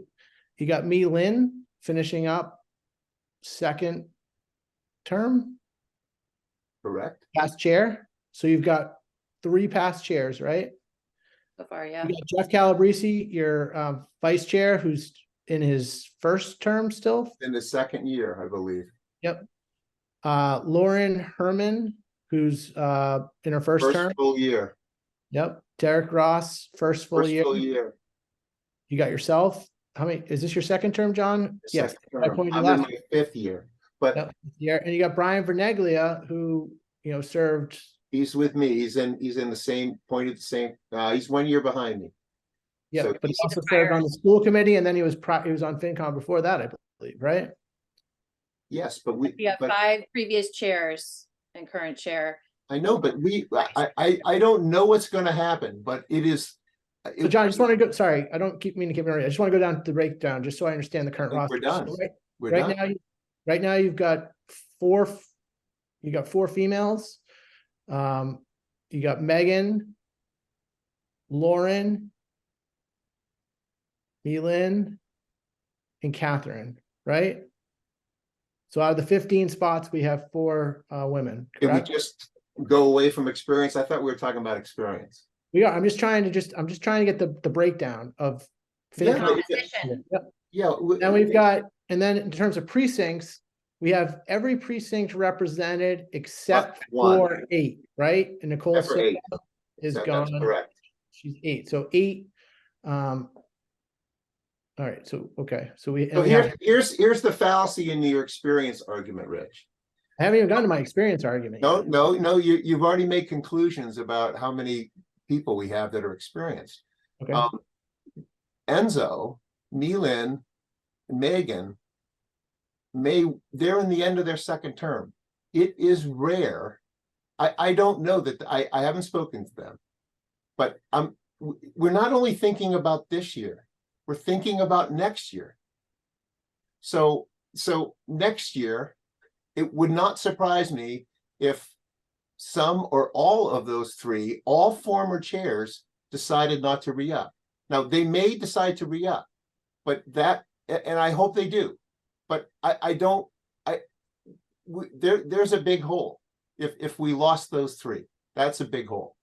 And to strip Hafiz out of that as well, is a mistake for the long term of FinCom. I get what you're saying, but in terms of, newbies that come on, right? I mean, it sounds like that maybe, you get one or two newbies that excel, right? And in their first term on FinCom, they're, let's say, overachievers, right? And maybe the second year, they're so qualified that they're taking on a budget and running it, they're setting themselves. In their third year, maybe they're chair. Everyone's running a budget from the first year. There might be smaller budgets. I'm sorry. I mean, Your vice chair is a good example of this, though. Your vice Yeah. chair is a very good example of this. He's in Yeah. his first term. He's vice chair. He's doing it. Yeah. He's working hard. He's a very good example of what you're expressing. He's talented. I see that very there are talented. currently there are 9 senior members on FinCom of the 15 right now. Yeah. There's 9 senior members, and of those, there are 5 chairs. Former chairs, yeah. Or current. former chairs and me. Yeah, current or former. Are you got 2 more days left, John. And all 4 of those former chairs may roll off 1 year from now. All 4 of them. And I will likely roll off 1 year later. It always fluctuates. You can't do this 9 years, Rich. You really can't. I'm telling you, it's hard. You get in trouble. I mean, I don't. Maybe you can do it, but you get in trouble. So the reason we're having all this squabble is over the reappointment of an experienced younger person who is necessary, in my judgment, and in the judgment. You have recommendations from Enzo. You have Enzo is straight down the middle. This is a mistake. If we don't put a fees back up, we're gonna have a gap, and it's gonna be a problem. And that it's not for me. I'm not gonna be around, okay? But I mean, it's our obligation to do a good job for town meeting that is worrying me. That's the only squabble we have on this. We have, the candidates are good. Someone may quit this year. We could fill it with one of the people who applied. There are one of the newbies.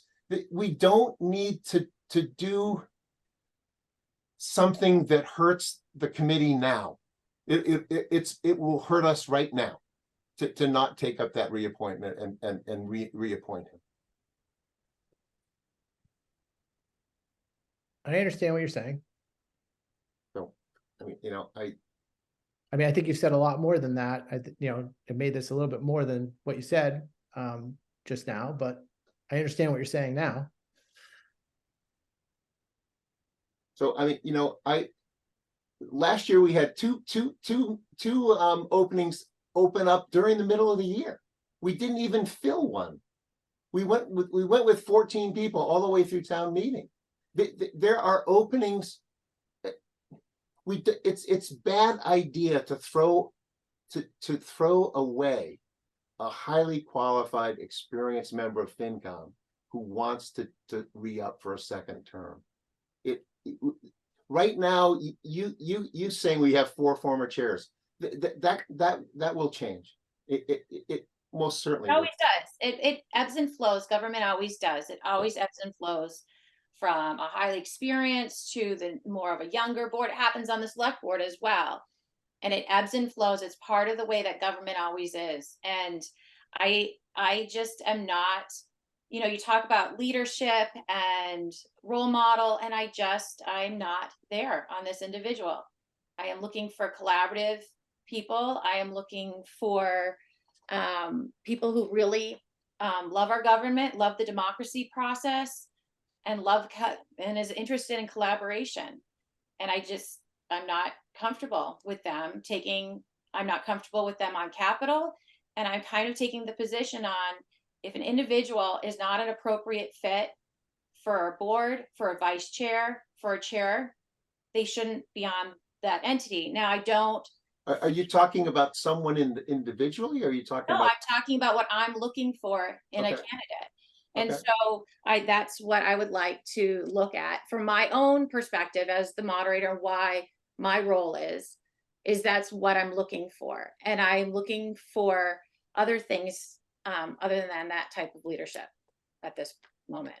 There is nothing in the record. The motion that I put before the three of us just a few minutes ago, you have recommendations from Enzo signed by 4 former committee chairs. There's nothing that indicates that Adam G isn't cooperative, isn't a leader, isn't a colleague, doesn't have the interests of the town at heart. The record from Enzo's experience with him for 3 years, he was on the transfer station committee. From Nicole Soto, who's worked with Hafiz for 3 years, from Mi Lin, who worked with Hafiz for 3 years. You have a recommendation from Mike Betancourt, who appointed him to the finance committee 3 years ago, there's nothing in the record that would indicate that Hafiz doesn't fit that bill. You have a recommendation from the former chair of the school board. This candidate should be reappointed. There's no objective basis not to do this. I'm sorry, Rich. I just don't understand. Like, this is an experienced, highly qualified, pleasant, kind, knowledgeable person. He should be reappointed.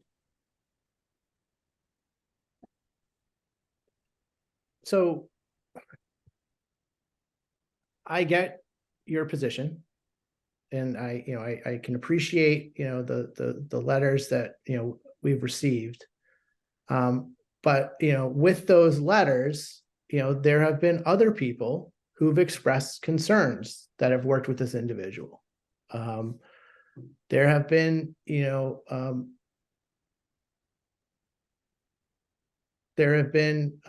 concerns that, kind of, frankly, go to the opposite of what you're saying, John.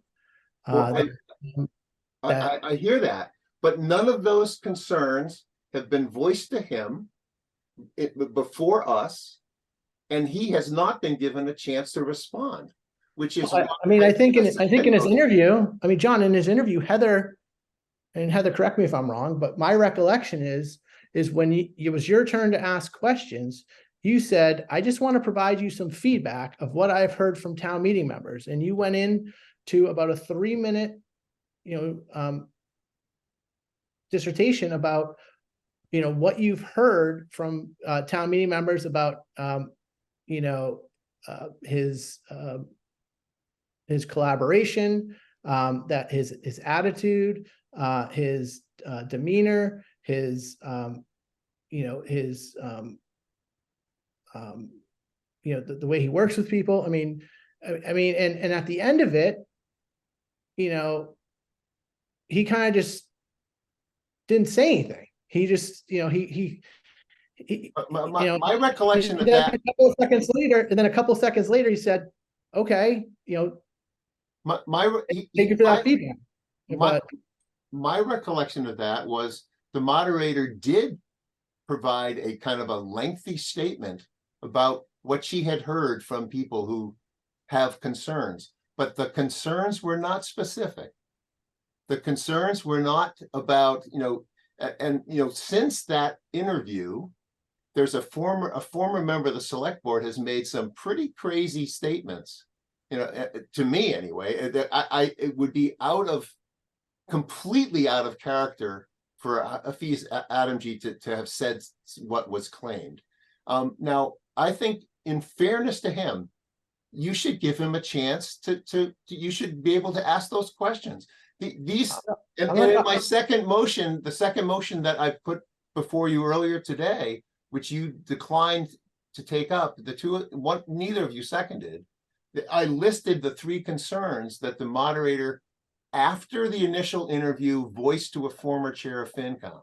Now, it seems to me only fair that he should have a chance to respond to those, because this is a bit of a kangaroo operation here now. There's a whispering campaign about this man who's who apparently turns into Dr., it's a Dr. Hyde, Mr. Jekyll and Hyde thing. But, he, for I 3 think years I with don't think everyone that- on that I think that- FinCom, I for think 3 Dr. Miller, years with that is a everyone on mischaracterization. FinCom, with 4 former chairs of FinCom, this man is a model citizen, but with hearsay reports transferred second or third hand through the moderator, that this man is not to be given an opportunity to respond. That's not fair. It Dr. looks Miller, like did you reach targeting. out to staff? Did Sorry? you reach out to staff? I did. Usually when we work and we bring in appointments and stuff, we reach out to staff individually. We reach out to people they've worked with. I did. And I recognize that FinCom did not have the experience that others have. I recognize that Mike Betancourt and maybe Michelle Bergstrom did not have the experience that others had, but others had experiences that are valid. They show up in meeting minutes. They are there. And But you have not showed any such. I don't need to. Well, you should. Ask staff for the meeting minutes. Ask for it, Dr. Miller. But going through Ask the and saying candidate. that I Ask am the lying, candidate. I am mischaracterizing things is inappropriate. I didn't say you were mischaracterizing. I'm saying I said what I recall. And the other thing is, it is very rude to go, and I'm saying you're mischaracterizing the applicant by calling him Jekyll and Hyde. That is so rude. That is not. I'm saying that's exactly what I didn't say. I'm saying that Mr. Adamji, in my experience, is Mr. Adamji. He's not some caricature that in his entire existence is perfectly pleasant, normal, intelligent, smart, probing, and kind. And then, but only to 2 or 3 people that are giving you hearsay that he has not had a chance to respond to. You should give him the chance. More than that. It is more than that. Well, then you haven't disclosed that to me. I don't need to.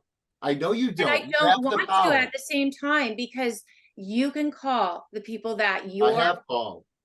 And I do not hear the same thing. I hear something different. Okay. Well, then there's. So John, I have. What it is that.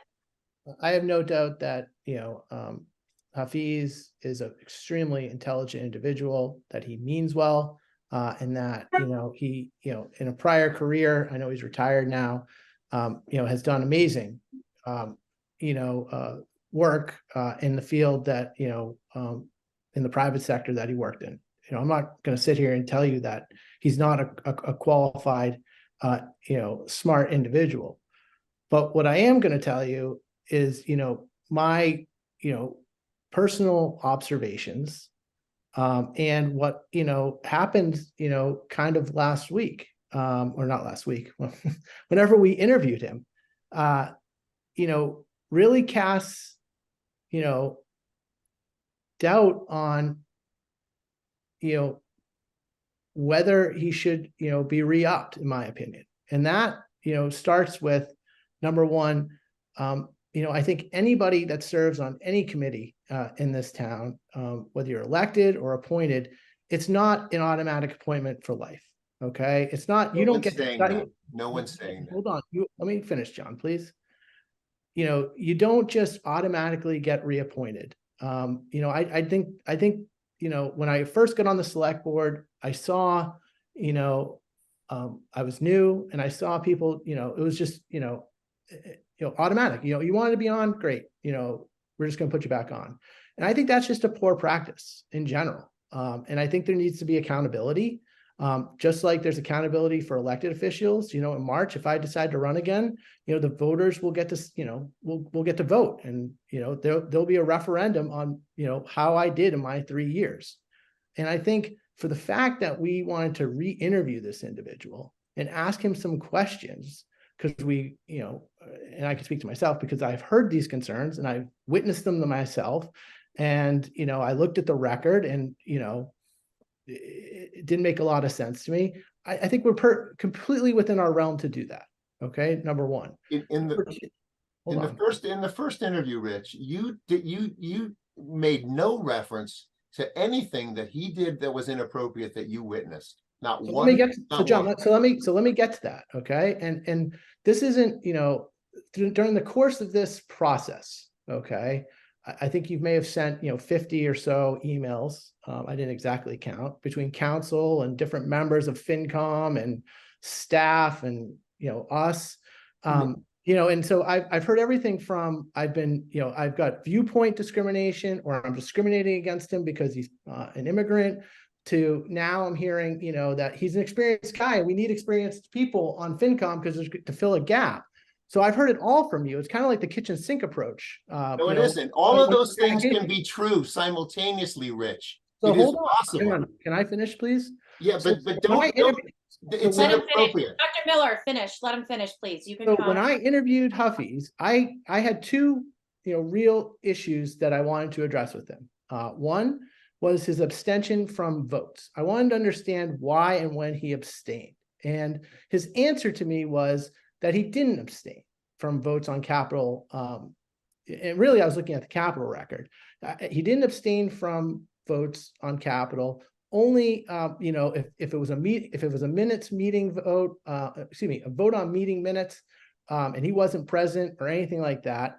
So I went back to the record, and I found that that wasn't exactly, you know, truthful in his interview, because, you know, the record, and I can point to specifics, John, you know, but looking back at it, even the article, you know, that they voted on August 24th, 2022, which is page 26 of the capital minutes that were provided to us, he abstained from a vote on $2.5 million on capital projects, items 1 through 10, which they termed above the line. I didn't really understand that. And then there were other abstentions that, you know, happened. So, you know, the fact that he said, you asked him if he generally abstains, and he said no. yeah, but he He said didn't only, say he never abstained. he said he only abstains for, No. you know, if it was a meeting minute votes. Okay, No. that's number one. I said Number that. two, the bigger issue, John, is I asked him about one instance which really, you know, caught my attention, and that had to do with the Lake Street Bridge. Okay, and when the bids were opened last year, you know, there were cost overruns of almost $500,000. And, you know, in that discussion, and it's in the minutes, page 54, March 22nd, 2022, 2023, there's a discussion at that table about, you know, what to do and how they want to increase the borrowing authorization. And, you know, at that time, he suggested that, you know, well, what if we do nothing? What if we don't repair the bridge? And Meg White responded, you know, well, the bridge will fail at some point. And, you know, he seemed to be advocating during that discussion that they just permanently closed that road. And then when we interviewed him, he did, and it's even in your notes that I just read, you know, when we had it is. He said, no, I didn't mean that we permanently closed the road, that we temporarily close it. We do one lane at a time, or we do what they did with the summer tunnel, just close it for a little bit. But from my understanding and looking at the minutes, it was the opposite, John.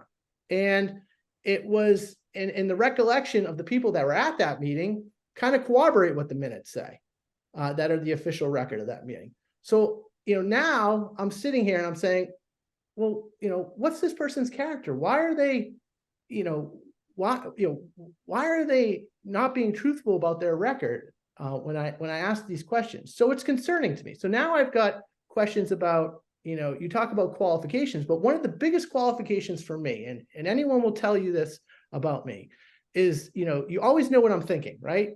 And I try to be as transparent as possible. And I can't work with people that, you know, kind of are shifting their viewpoints, or, you know, say something and then don't mean it, or, you know, they're all over the place. And so I've got concerns about this. In the same meeting, he's accusing our staff of mismanagement of the project. That is not true, and you know it is not true. It's in the minutes. Your statement about the Lake Street Bridge is also not true. I said all the capital members that I spoke to has confirmed that is what happened in that meeting. Stefan Says Carp it in the will meeting. not confirm that. That's not true. No, the members I spoke to, I did not speak to FinCom Okay, all right. intentionally You because said I- all the members of Capital Committee. That's that not I true. spoke to Rich, have and the confirmed statement that there that, was accusations of mismanagement of staff. no, but there that was is not no true. evidence of such. That is not No, true. That's You were one of not the there, questions. Dr. Miller. No, No, I swear but the you're meeting not, minutes. you're not gonna give this man a chance to defend himself on that untrue statement.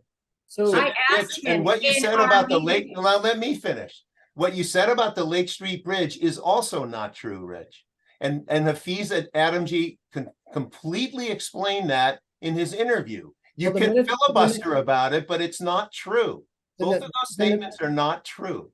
then if such a statement wasn't true, he never went through and corrected the minutes. He might not have. I don't know. I'm on the Capital Committee now. The minutes are not always accurate. But you I make see. sure that but you go Okay. to correct them, don't you? I try to. I'm in a squabble now about correcting a minute. So that's one piece of it. So now I have these questions about, truth and veracity. Then, I'm also looking at the makeup of FinCom, okay? And we've got 23,000 residents in this town. And, I think FinCom should be a committee that, it reports to town meeting. It's supposed to be a representation of our community as best as possible. And I think, from what I've heard, and John, you've talked about this, I think Hafiz's positions and Hafiz's background is well represented on this committee at this point in time. If I go through the list, I could pick out, 3 or 4 individuals that, are in the same position, same boat as him. And what I would like to see us do is diversify FinCom and to see, have every precinct represented, have, additional women on the committee, have, different backgrounds on the committee, not just financial people. And, I think we have a real opportunity with this group that we have to do that, because in the past, we always haven't. And we've had times where we've put out to be on FinCom and we get 0 people back. But this is the rare opportunity where we have all highly qualified individuals who all did an excellent job in their interview, have great resumes, to be able to do that. And I think as a town, and serving our community best, I think we need to take advantage of that. So your solution is to remove the one ethnic underrepresented person on FinCom. Nope, that's not my solution, John. Okay. So, Well, and you have you won't let him defend himself, but you've accused him of untruth, and you said that tonight. I think I agree with you on the diversification on women. I agree with you going for younger. I want to have someone from a precinct 8, but 1 year from now we're going to be short on experience, is my estimate. I don't think so. I think you have some rock stars in this group that will, surpass the average FinCom members who identify and who we've identified, who I think will be fantastic additions to this group. And so taking into the consideration of what I've read about, what I've experienced, and what the interview process was, that was Hafiz's time to shine. Just like when I try cases, you put a witness on the stand, you get that one moment. You didn't tell him what the specific allegations were. I did. You didn't. I did 100%. No, About you did not. the use He- of he- you- language, and No. you know what? You can interpret it the way you want. You can feel the way you Okay. want. Your experience is different. I did what I could in my best way to express to him that the way he uses language is hostile and it is negative and it makes people feel not good and feel targeted. So how you want to feel it, whether what you picked up on, what you feel, is you're right. But I did the best I could to try to express it. And I do not want to go into listing it off. I don't believe in the sensationalism of this. I don't believe it's in his best interest. If he wants to have further conversations, it is on the table. He can reach out to this. He can have those conversations. Everyone in Capitol said they would be happy to talk to him. But at the same time, and staff is always open, and they always are good at feedback. It's not No, this is not that's the time. not And correct. I, That's not correct. well, they aren't when they feel that they're going to be attacked. So Last with that in year, mind, with that in mind, I don't think we're going to get any further, because I agree with many of the points that have been raised. And I do see that we have excellent candidates. And I think this is incredibly hard. And I recognize that FinCom members did not have that same experience. I recognize that the two other individuals, Michael Betancourt and Michelle Bergstrom, did not have that experience, but others didn't. And for me to go and sit and talk about what each person said also gives validation to the things they said to them, which I have not found any evidence are accurate. And so I will not go through and list those. Now, can we please move forward to who we want to appoint and make motions so that we can move forward? what I would suggest we do is that we take up the motion I have to reappoint Hafiz. Someone second it, and you vote him down. It's very simple. It'll take us 30 seconds if that's what the two of you want to do. Let's do it. Let's do it now. I'll make the motion that we reappoint Hafiz. I would like to go through and come up with the best candidates. But I'm not going to second it, because I believe that we should go through, look at the candidates, and the best candidates that we believe should be the ones that are appointed. I don't believe that. So the candidate that stood out the most to me was Luna Goldblatt. I thought she had a lot of energy. I thought she's got a fantastic experience. She was engaging. She's a CPA. She seemed to have done her homework before this interview, and she seemed, eager to get working and to contribute. And I think you might have said it, 12 different times, John, that FinCom was a lot of work, and she seems ready for the challenge. So I agree with you. I think she's a great candidate, and she would likely be high on my list. And I think she didn't understand what FinCom does, but she's a quick study. I have no doubt that she would be a good member. There's no basis to criticize the people who have applied. We've kind of forgotten Gene Jones and Greg Bilton too, who were. So I was gonna go to Gene Jones next. I thought she was excellent. I thought she brings a perspective of a longtime resident, someone who's parented kids through the community. She's got a fantastic resume.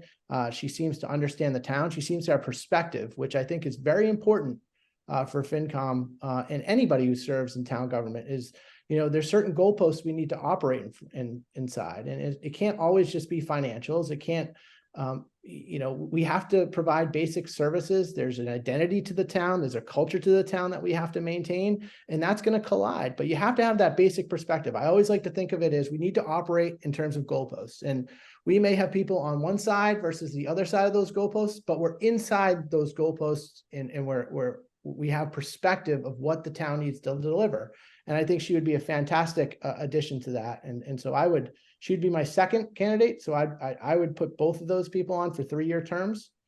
And then, I think in terms of younger members, Eric is 34. I think Greg is not, too much older, would be my guess. He's got kids. I think he's got 3 kids in the school system. I remember him saying, we're both, very good candidates. Greg's a lawyer. And Eric, obviously is an engineer by trade, but, you heard about his experience in the procurement and managing a $279 million contract.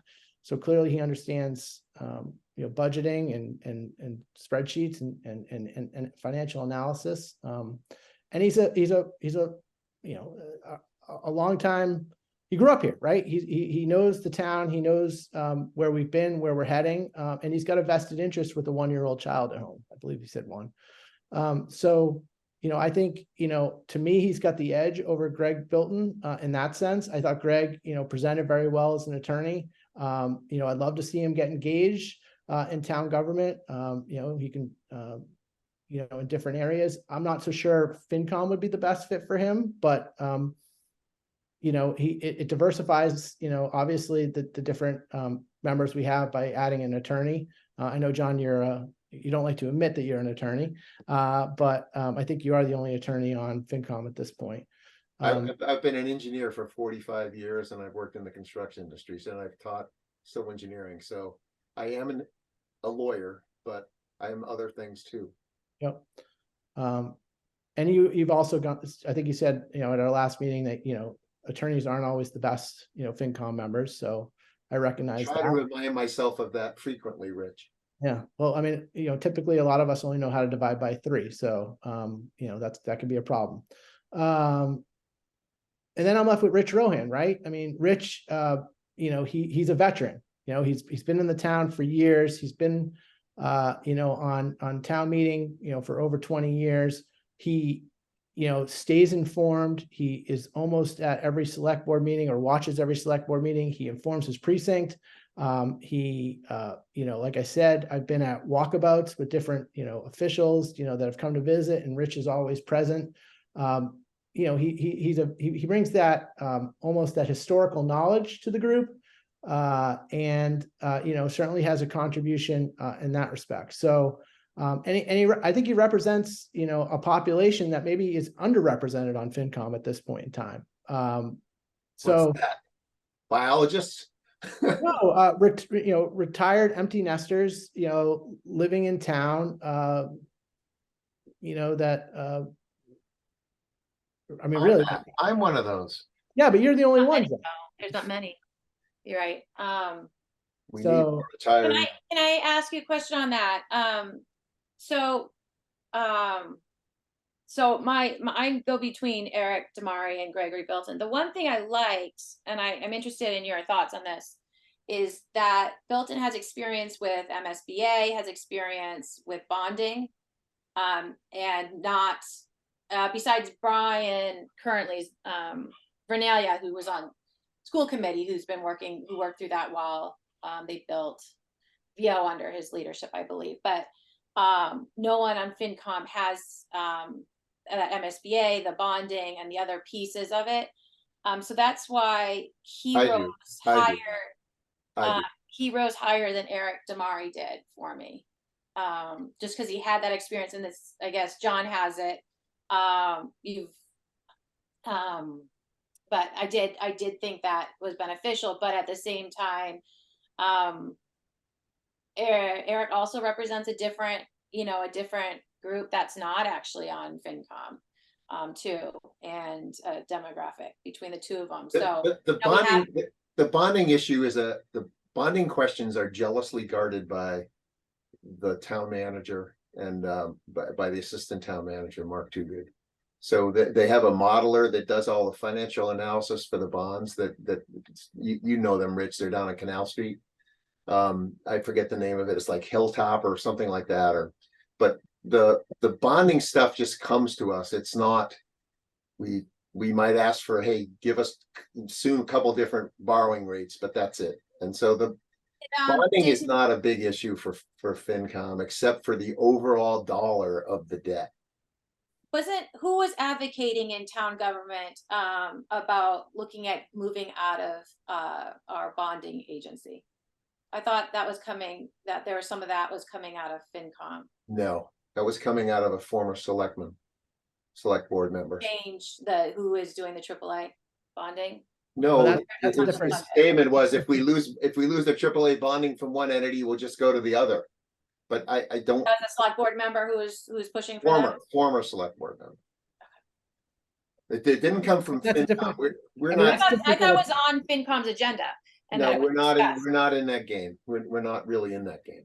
No, I mean, Hilltop is the financial advisor. Hilltop, that was it. That's it. Hilltop. And John is correct. When we have a potential bonding question, I think, and they can run any scenarios, and we've done different scenarios at different requests, but, they basically just take the data and they run the numbers for us, at And different so models. when there is risk at town meeting, I hear it all the time. There's risk that we're going to lose our bond rating.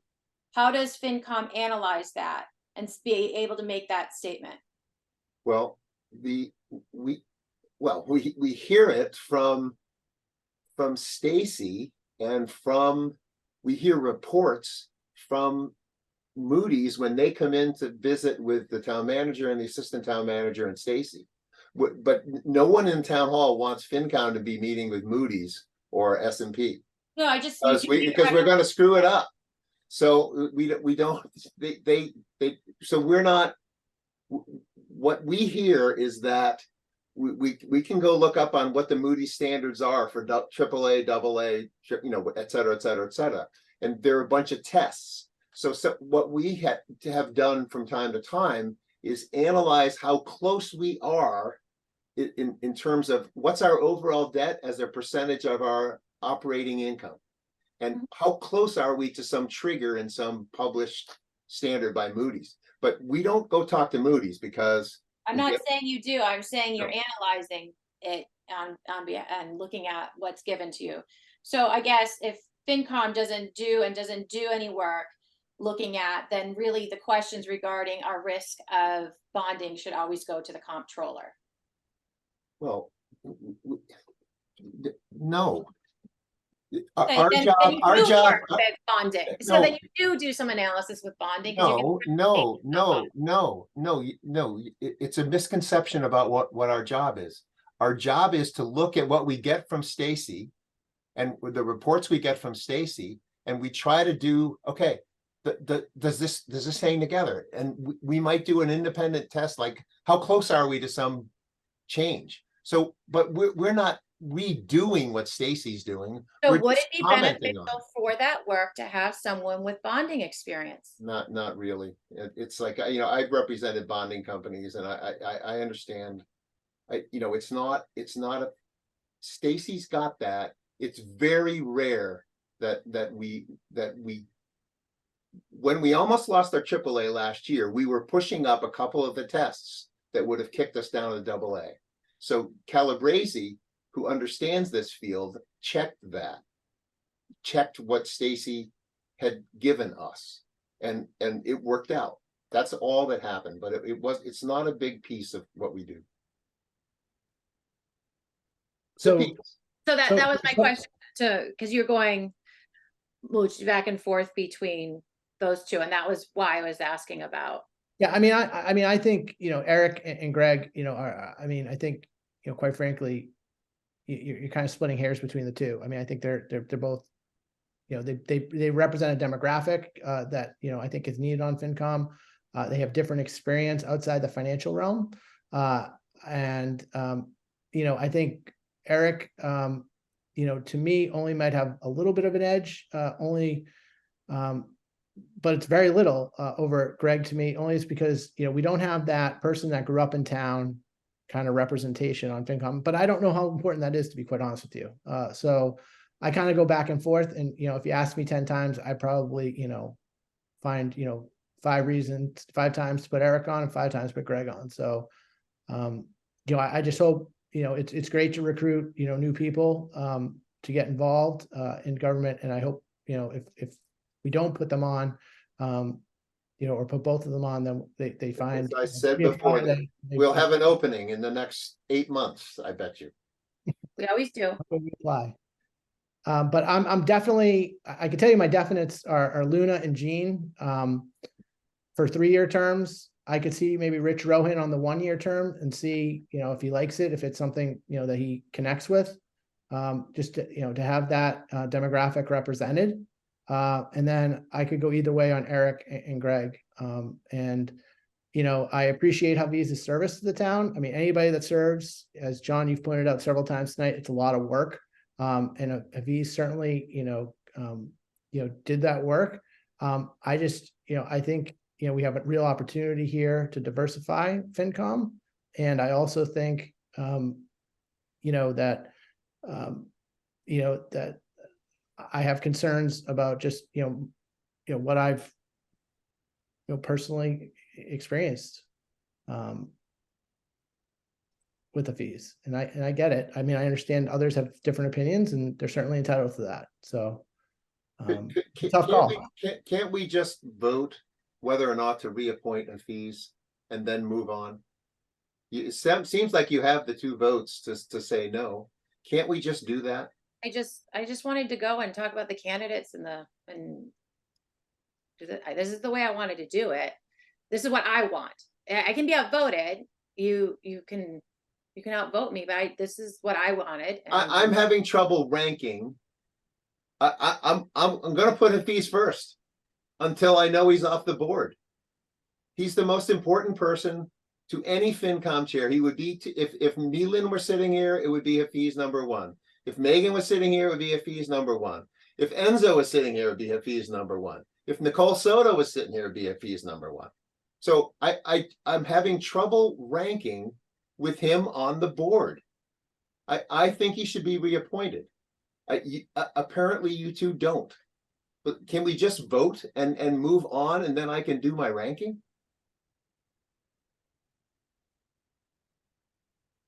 I mean, yeah, if you want to do it that way, fine. That's my problem. Okay, then I move that we reappoint Hafiz to a 3-year term. I'd appreciate a second, and we can have a vote. Is there a second?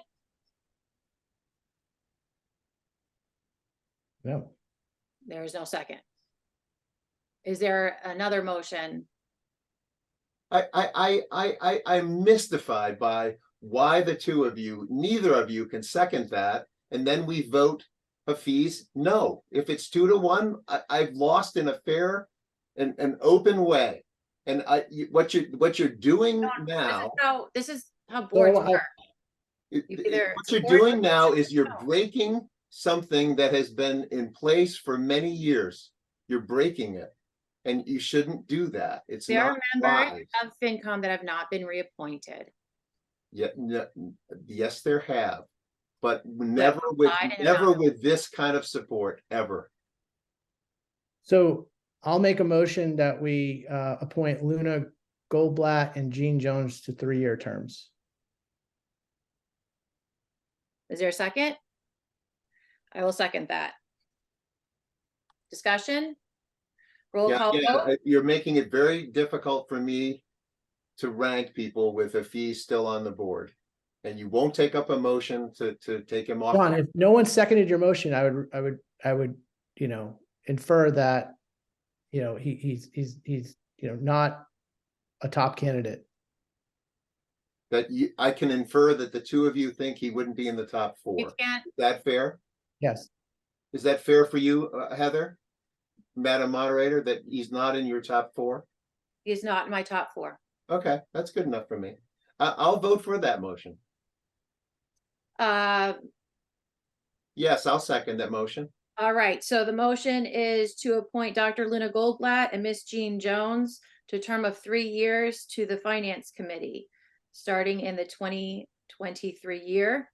It is seconded by Dr. Miller. Roll call vote. I'll go on just the way you're on my screen. Mr. Rich Mucci, Yes. Dr. John Miller. I'll wait till you vote. I'm calling for your vote. The chair always votes last typically. I'm still thinking. I'll Okay, wait for you your can vote. wait a minute. Okay. Come on, John. I want to get this. It's 9:18. Yeah. I'd like to move on. Come on, Heather, let's vote. Yeah, go ahead. You go. The chair usually votes last. Well, let's make an exception. You vote. Excuse me. I just. Okay, I'll vote yes. Okay, I'll fine. vote yes, but you're very dogmatic about silly things, Madam. No, it's just Moderator. this is the way I run meetings. If you ever saw me in planning board, this is how I chair meetings. This is Well, what I, That's okay. That's Chair fair. votes This is a last. different kind of meeting, isn't it? The chair doesn't vote at not all. actually that Usually, much the chair different. doesn't vote at all unless there's a tie. no, So the chair, that's not a usual meeting, is it? the Done. chair votes. There's that- always more time, so I don't know what Okay. meetings you're talking about. Maybe that's All right, so Dr. Miller, you voted? And how did you vote? Oh, yes. All right, and I vote yes. The motion passes unanimously, 3-0. All right, so we have 2 appointments. Any other motions?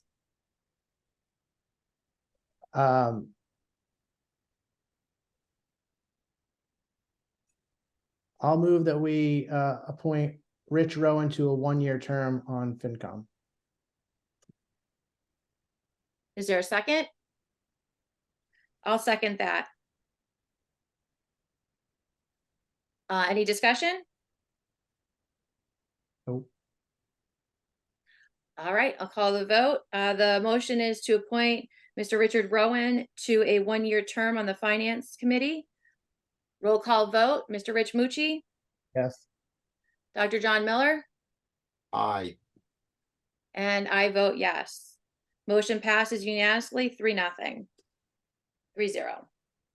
3-4 and 0 against.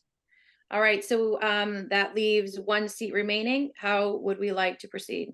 I move that we appoint Eric Damari to the third 3-year term on I'll FinCom. second that.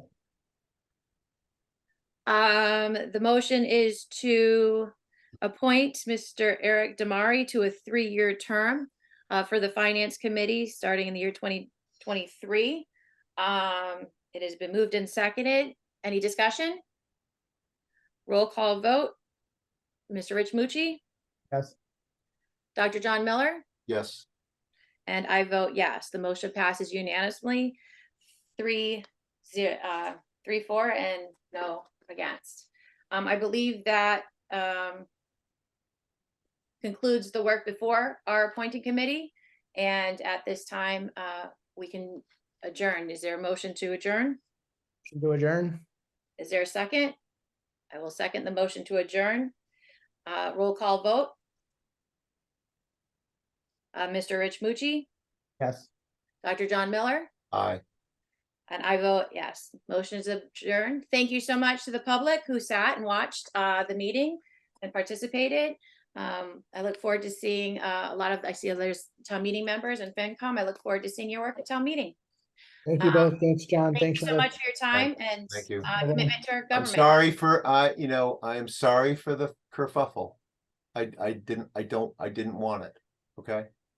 I Thank you. apologize to both of you. I'm sorry. I don't want the kerfuffle. I want us to be under the waves, just doing our work, left alone. Well, I look forward to that, John. Okay. Thank you, Patty, for Thanks, Patricia. Thank you Thank so you, much, Patricia. Patty, and thank you for doing the minutes and My and for pleasure. managing all of this and for also giving us the gift of your time because it's really nice of you to do this. So I wish everyone a good night and I'll see a lot of you at town meeting. Thank you. Thank you.